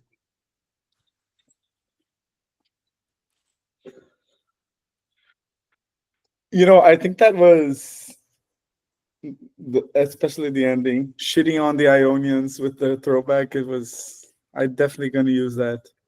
Uh, but I think that there's so like I'm very ignorant on Indian classical philosophy. So I'll even ask you later for recommendations. But I uh, would I would say don't waste your time on it. I wasted too many years on it. no, but I just need to have like I need to know you need to give me the isonomia, the 150-page book, which gives a historical materialist description of. Yeah, so the book that I use for these sections where I develop this much later in my work, it's this guy Richard Seaford. He died recently. Ah, Uh, I know him. his last book, his whole life he did work on Greek philosophy, but in his last 10 years he started examining Hindu philosophy, Buddhist philosophy, and Jain philosophy. Uh, And so his last book, it's a comparative account of Greece and India, and that's what I've used. and it's you vouch for it, at least for the. Absolutely, it's the Okay, best account. no, okay, great. Because yeah, because I'm very interested in these topics because I think that like I think it was very interesting what you said because first I do wonder, and everyone, if I'm speaking too much, please just interrupt me. I do wonder if the like when you said that all three of them developed a metaphysics, and I take this metaphysics in the sense of the an abstract reflection on reality, taking it like in a more neutral sense, because I think I associate metaphysics too much to the Greek being and substance questions, physis, and I get the feeling from at least from Chinese philosophy, which I meddle a bit more with, from Taoist, Maoist, and Confucianism, that it always seems to me that the ethical aspect takes a precedence to the concept of nature. So I always get the sense that the way I really do like the what's that guy's way, AC Graham's. I think it's AC Graham's way, Disputers of the Tao. He's Even feeling. great, huh? Oh, sorry. No, no. Please continue. I'll just search for Oh, AC Graham. It's, this book. Ah, yes. it was actually right behind it. This one. Wow. Yeah, it's like it's outdated in many ways, but it frames the rise of philosophical arguments in Chinese classical philosophy as disputes into what is the Tao, and and I always get this idea that even if we can like go from the Tao and also the associated concepts to an idea of nature, it always seems to me that it's not like as impersonal as being and physis, as nature. Maybe impersonal is a bad word because it's too mode, but it's not. It's definitely not. It's hard to describe, but I definitely don't think that it's more. Yeah, I was going to say more ecological, but it's not that. Uh, but it seems at least more. It seems different. There's a qualitative difference, I think, that from the concepts, like even goodness. I mean, goodness would be the closer to Tao, but goodness I think it lacks the corporate aspects, the fact that there's a whole series of getting in tune. It's always about getting in tune with the right, getting the right vibes, uh so I got your point about this important difference about like the world empires starting like right after this developments. And so one point I'm getting that you're saying is that what you identify as the same in China, India, and Greece is the fact that markets, the form of the market or the appearance of the form of the market and coins is something that uh, was central for the appearance of philosophy in these three spaces, right? I think my question is like, do we connect? Because the market in Greece, it in a sense opposes to the communal relations. At the same time, there's the internal opposition to communal relations, and then it seems like that there's a larger opposition to world empires in Greece. There's the external mode B dominated formations and the previous historical mode A dominated communal organizations in Greece.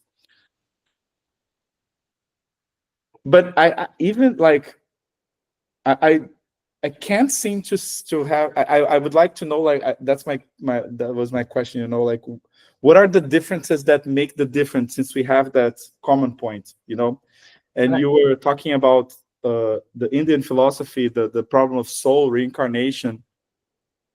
It also seems to be like a third problem that's not reducible to Greek or Chinese real Right. abstraction. Yes. Uh, okay. Wow. Again, there are two, 3 points. First, I metaphysics. By metaphysics, I just meant the way you framed it, the way Badu frames it. The difference between appearance and being. Like the previous Ionian was all positivist, like describing things according to phenomena and trying to explain things based on phenomena. And then metaphysics is where they're like, no, no, in India, it's called Maya. Like it's all Maya, right? Like it's all illusions.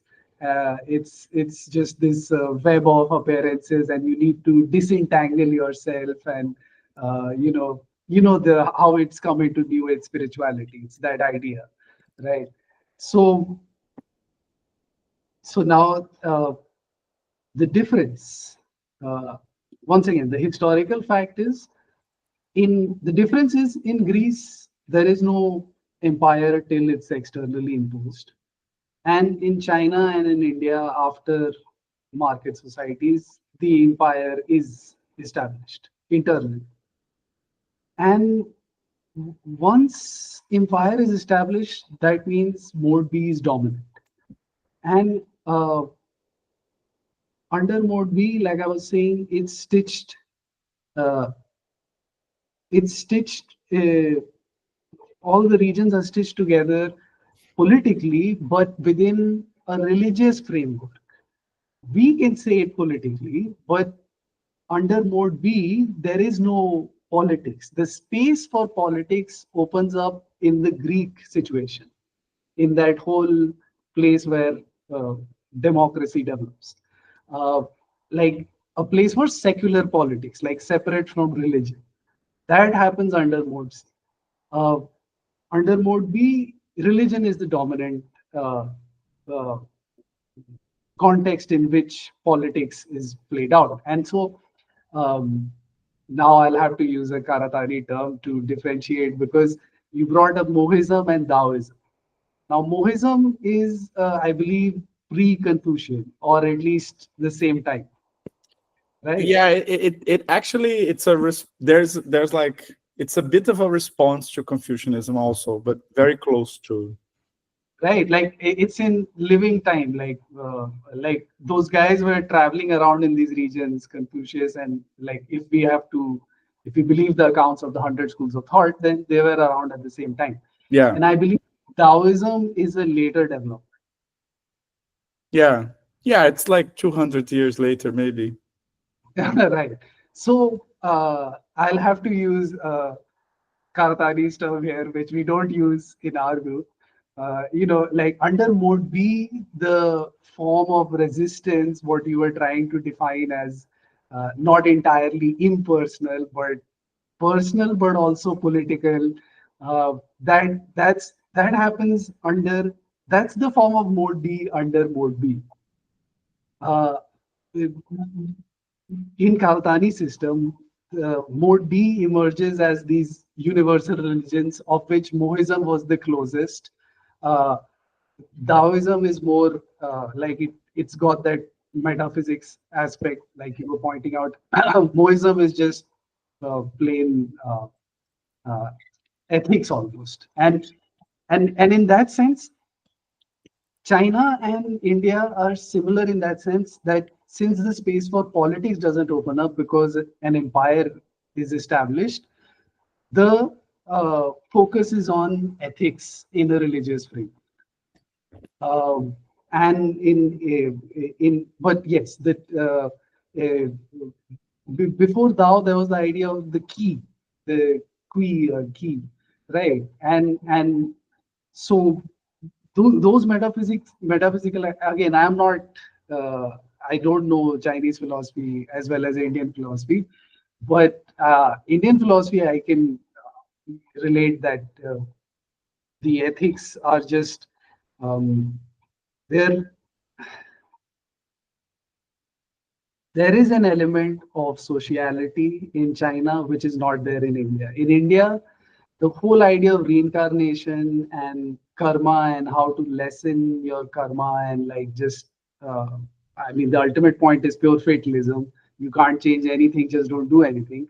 But it comes from a totally atomized individual perspective in which all community framework is gone. But that's not the case in Taoism. Taoism was, it led to political revolts and stuff like that, right? So there is a sort of fatalism that is specific to my country. Like it's because that is pure ethics. Like it's just thinking of the individual in this market society. But uh, because the empire had developed in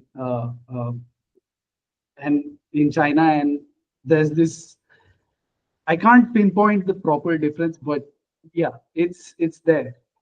Um, Do you, I mean, this is just to interrupt you. This is the caste system that exists in India. It's, is it like the same? Not this, I mean, I know that today it's not the same as 500 years ago, but is it the same structure in the sense that it's because from what I understand, it seems like it always reads to me as like it's a more static, it's a reified kinship dynamic, you know. Is it, was it at the same at that time, did it exist like that? um, it, it wasn't in antiquity. It wasn't that rigid, especially when coins were introduced and this market society and Buddhism and Jainism and all this arose, 5th century BC, same time as Greece. Things were not so rigid because this new form of society was throwing the old ways all around. Ah, But the okay. old, but the old ways were of a pastoral tribal society, not of a settled society. Like this caste system, as it was talked about in antiquity, and in antiquity, they were already lamenting the fall of caste society that, oh, once we were so great and, we followed this and now we don't do it because of so much money coming in. Uh, so uh, that that was like, the way a pastoral society organized itself. And um, in antiquity it was breaking down, but under the empires later on, and through feudalism, it just sort of continued, because now we have to talk of scale. We're talking of like almost 1.5 billion people today. So even back then, there was a huge difference between, uh, and it still is, between the villages and the towns.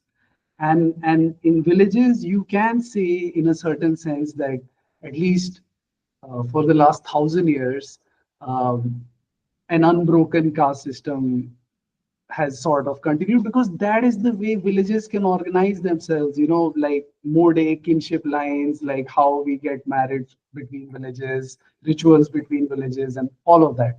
So in that sense, the state in India never, when we gained independence, we let the villages rule themselves. It's called Panchayat Raj and all that. So we don't, the state doesn't interfere directly in village administration, and the village administration is still organized on mode caste lines. Like caste is, uh, uh, once I was talking to John, and this guy V.S. Naipaul. Right. So Naipaul once famously described India as a country of million mutinies. There are so many small, because the total population is so large that they might be small in within India, but they're not so small. Like we're talking like 10,000 or 100,000 people, and there are all these, because millions of communities, which millions of castes, which all have weird relations with each other. Some there is a fight, some there is a long-standing historical resentment, and so on. And it's um, it's really messed up. Like there is no way to track all of it. Anthropologists have tried, but like there is no way to track all of it. Um, so yeah, in that sense, caste system has continued, um, but the in the modern era, caste system was brought back, so to speak, under the British. Like they retranslated these books, like Manusmriti, the laws of Manu, this book, which is the law book for the various castes, and it just describes, like for every punishment, like there is these varying degrees for different castes. Like a Brahmin gets away with a fine, a Kshatriya also gets away with a fine, but the others, they will be, they'll get their ears cut or poured lead into them or stuff like that. And so you can see that Laws of Manu was already a fantasy of this golden age caste. Like it was written in antiquity, but it was already a fantasy of like, once we had this great caste system and we don't have it now. So, so yeah, that book was brought back, translated into English, and used by the British to make the Indian ruling class feel closer to the British than to the ruled class, and so on.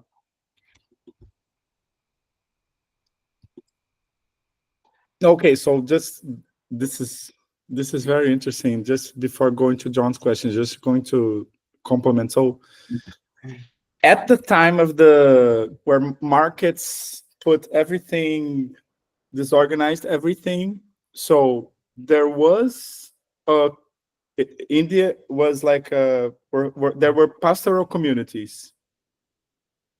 Right. There was, yes, the pastoral community started settling down. They started clearing forests, started settling down. This is 6th, 5th century BC.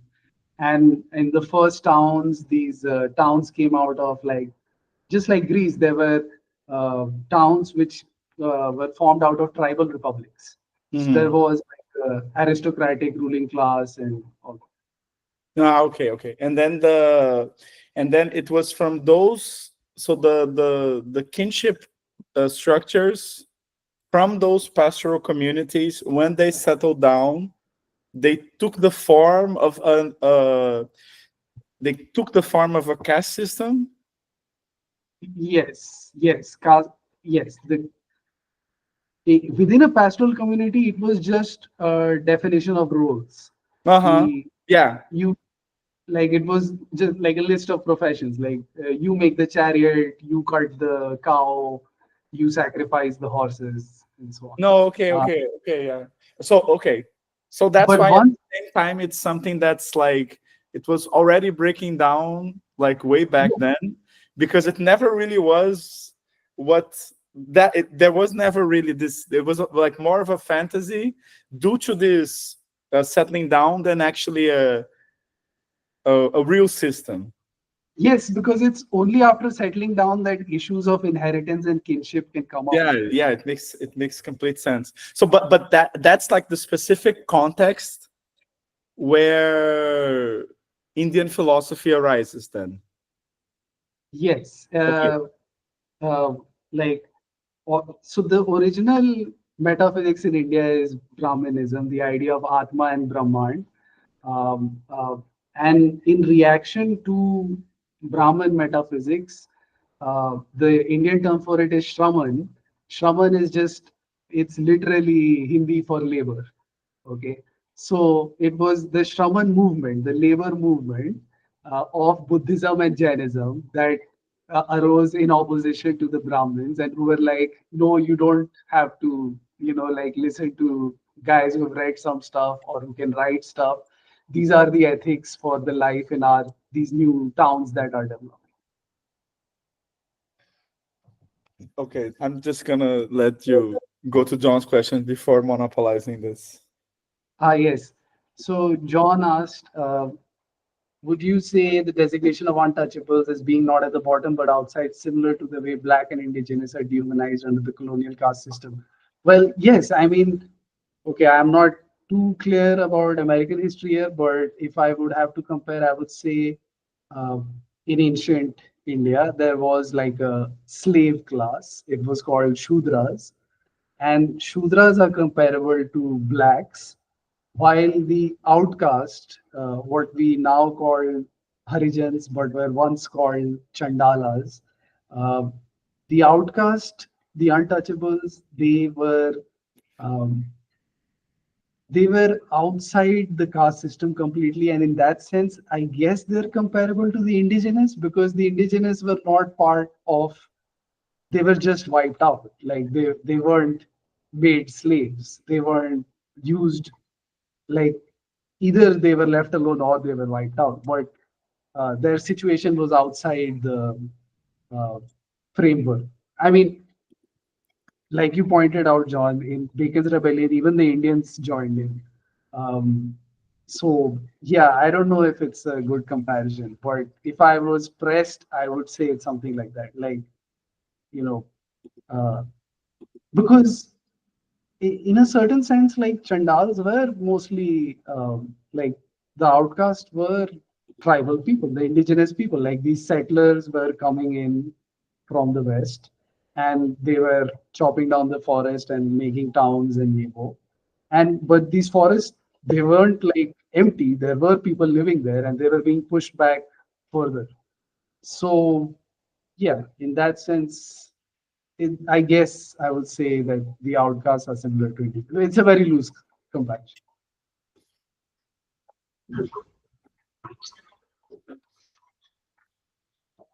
Uh, about all the China stuff, I maybe Monica has something to say. I mean, I'm sure both of us got something wrong. So,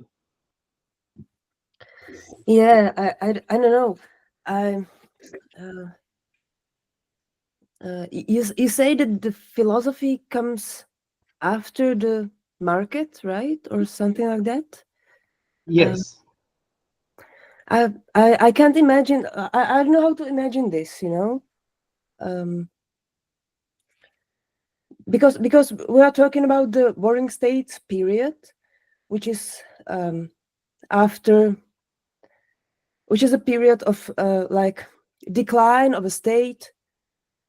There are many competing states and so on, and the philosophers they are concerned mainly, I guess, with how to organize society and how to rule the state.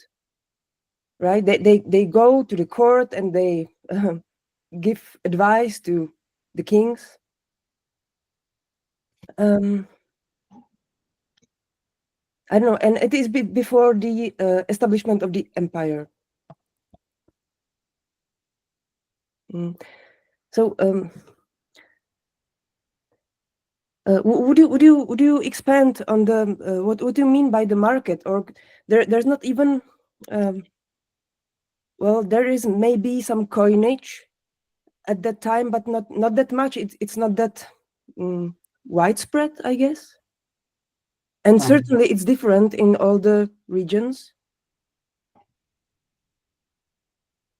Yes. So what do you mean by the market? Yes, I just mean coin based markets. Like yes, in China the coins were very different. I believe they started with like knives and dagger shapes, and there's a lot of variation, and it's not uh, the way in Greece, price setting happens through the connection between trade and markets, between local currencies and gold and silver. As that connection, I have not read enough about Chinese history to know if that is fully established. Uh, but just at the uh,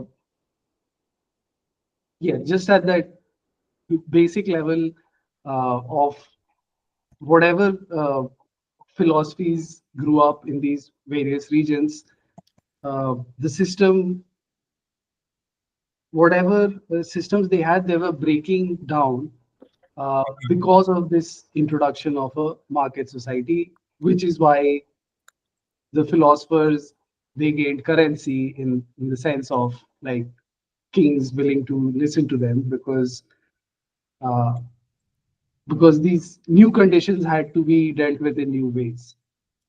And again, I have not read enough about China to say properly.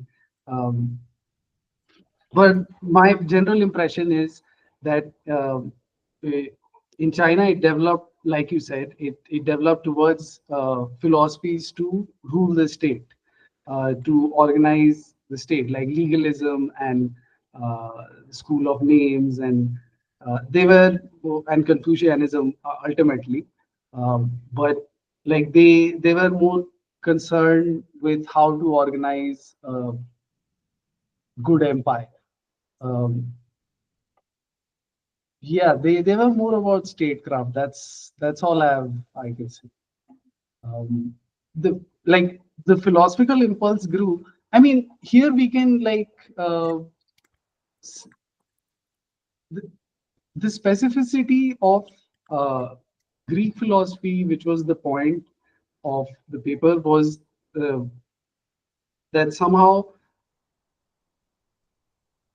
the kind of philosophy that grew under the dominance of mode C in that proto state, it still has resonance for us when we live under proper mode C. Um, that sort of immediate like short circuit reference, that's sort of like philosophical closeness between that Greek scene and our scene. It's not there when I think of the Chinese philosophies. Like um, like I feel they ended up asking questions which were very different uh, than like, and which were more concerned. Those concerns were those questions are more concerned with statecraft, organizing the bureaucracy, and and all of that led to a formation of a canon, which is like a classic empire thing. Um, um, and then eventually the bureaucratic exams. Um, so yes, that is a whole way of organizing, thinking of philosophy. Like it becomes proper academic disciplines, and it has its own tradition. But uh, I don't know if it has that immediate resonance like Greece does. That's That's all I could say. I mean, I'm already stepping far to. I'm sure I'm saying something wrong. Basically. I don't know. The Chinese philosophy certainly has some sort of resonance in the West, like it's some sort of like Orientalist in like the people like the as a part of it, like, you know, like feng shui and so on. And this is, yeah. I actually really liked what Raphael said about that he wonders whether it's like an attempt to like marry the culture of mode A under the mode B, you know? Because I understand it as emerging mode B. This period. I agree. Mm. Okay, I don't know. You know, I'd just like to complement something after what you said, Monica, because it got me thinking. Like, Slip was talking about,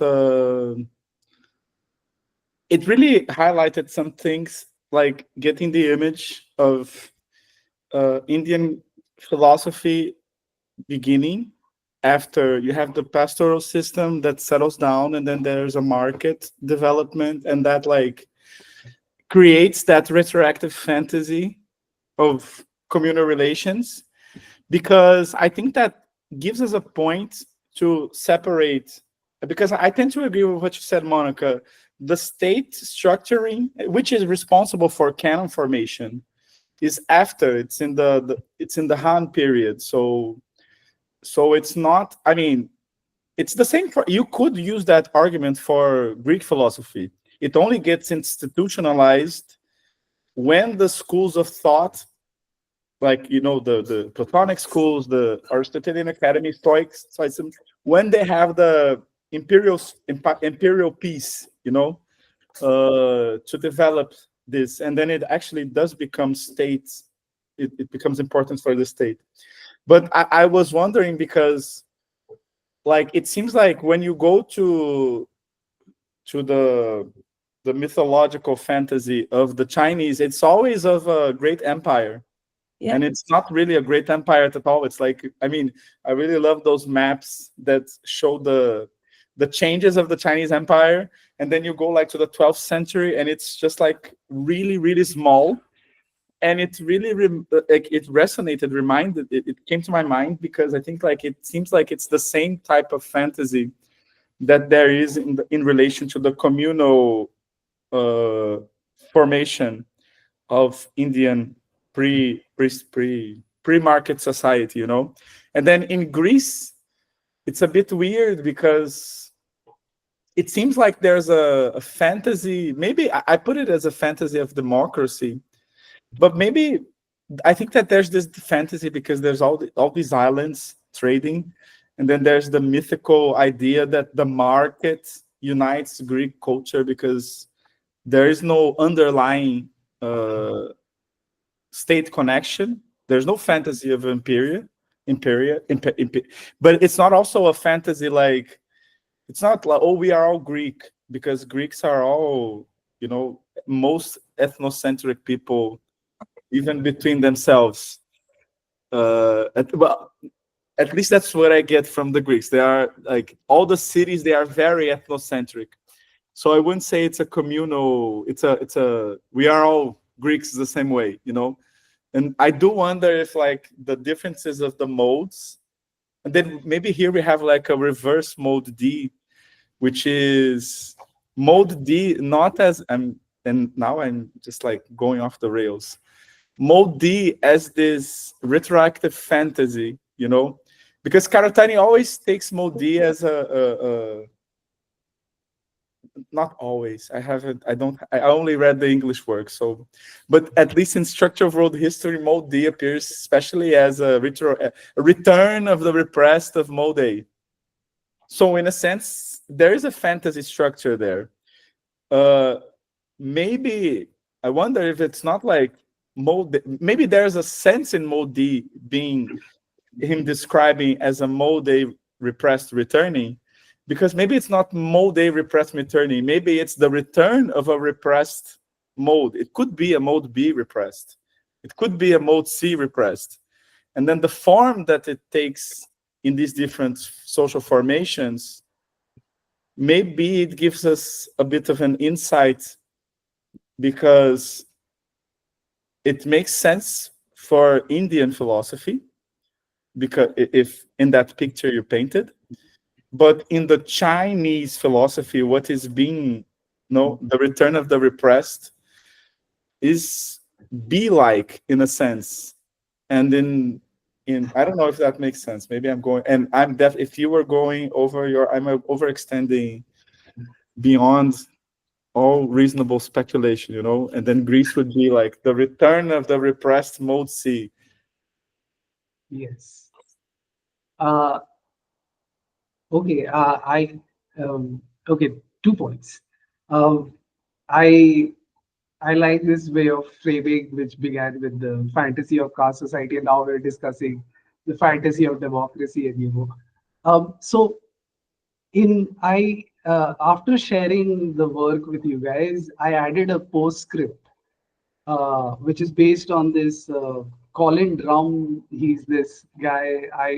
Maybe you've seen him on Twitter. Colin Drum is a young scholar, and he started his own school. But like he did some PhD thesis, and I've used his work to write a postscript. And there, Colin gets into how democracy was, in a sense, this constant. It was it was trying to maintain itself while it was being attacked from two ends, which was tyranny and aristocracy. And tyranny is the reimposition of mode B in this proto-world economy, and aristocracy is the return of mode A. So democracy had, through its culture, through its wars, through its dramas, everything, Colin gets into the whole thing. Democracy was always trying to justify itself as the right balance between tyranny and aristocracy. Uh, so yes, in that sense, definitely democracy was a fantasy formation. Um,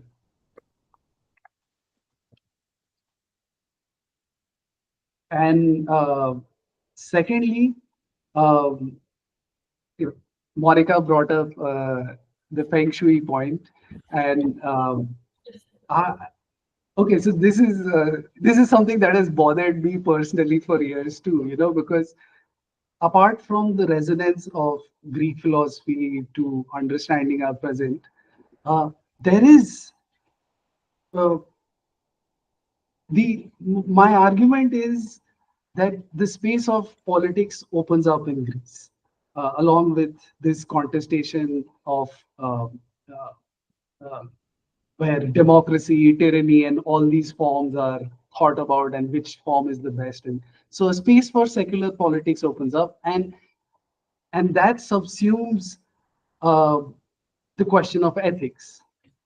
And because in China and India, Mode B came after this philosophy had developed, but then Mode B reasserts itself.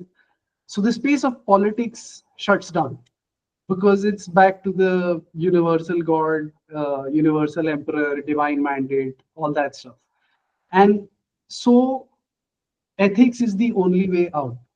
And this way, this is it's not just that the Greek philosophy has resonance for understanding our present world. This is why these ethics of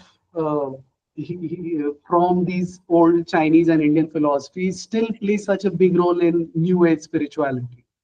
Like, to me, it has always bothered, because I come from a bit of a hippy dippy scene. So like, I've been surrounded by New Age thinking forever, and that sort of it bothered me enough to like think through why does that have a resonance, because that sort of ethical framing, uh, and the closest in Greek and Rome to this sort of thinking is Stoicism, and this has resonance because when people feel completely politically helpless, and completely atomized. This is the sort of stuff that like appeals, because it says you can still control so much. This development of ethics. So yeah. So I mean, like, yes. To me, this is the big separation: the development of ethical philosophies versus political philosophies.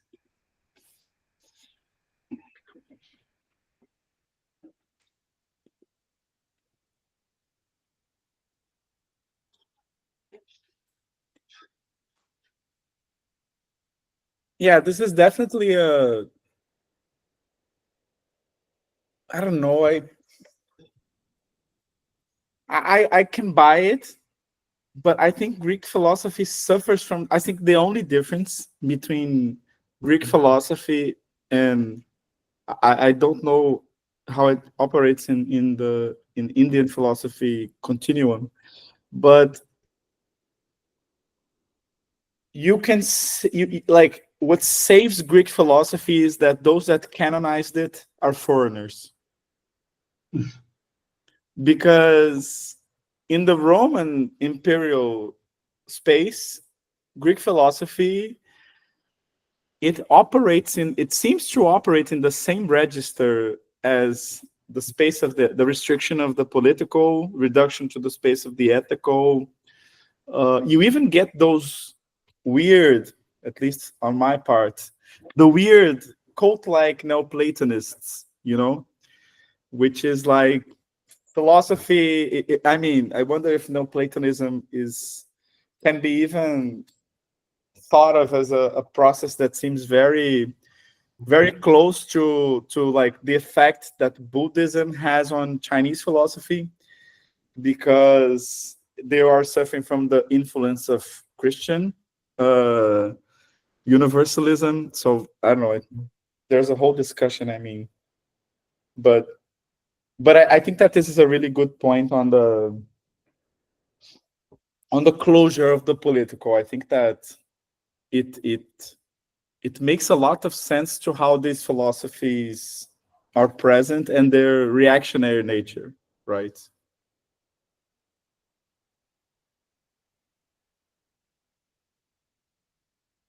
I think he froze again. Yeah. Yeah, don't think he liked me. He just quit.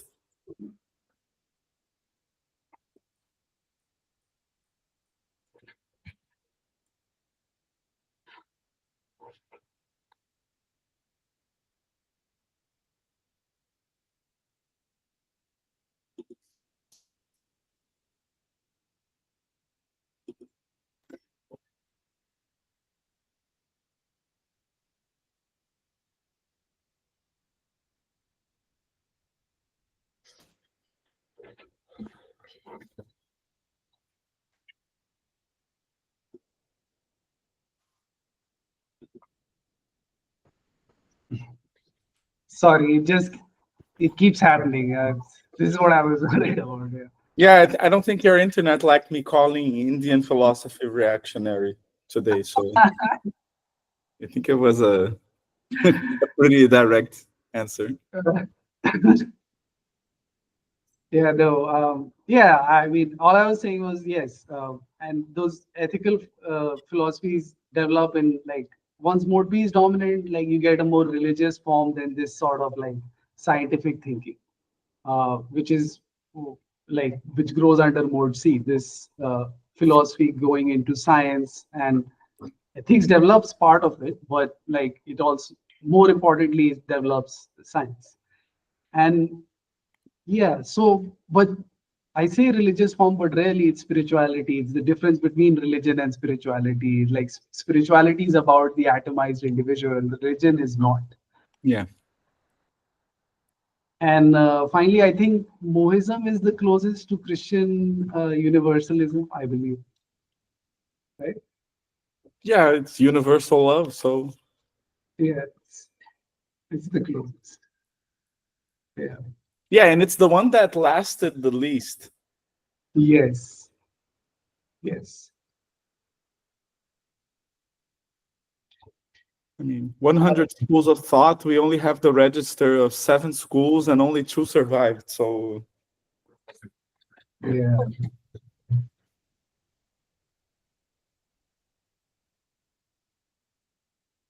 but man, this was great. Yeah.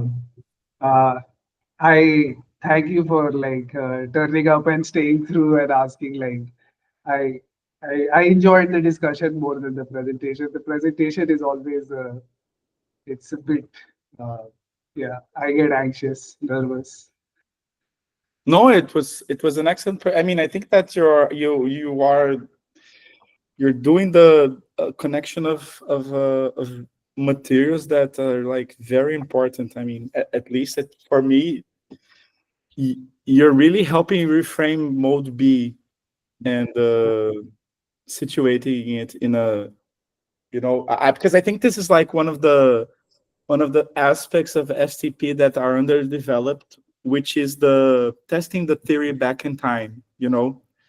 I think that since we focus on current political problems, we don't have we don't test the theory enough, and that's what I take your exercise, the book.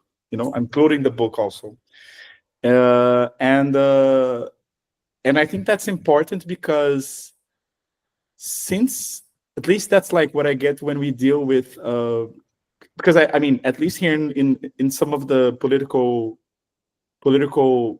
problems that we are involved in, we have to deal a lot with groups that uh, exist in local social formations that are not subordinate, that are not mode C dominant.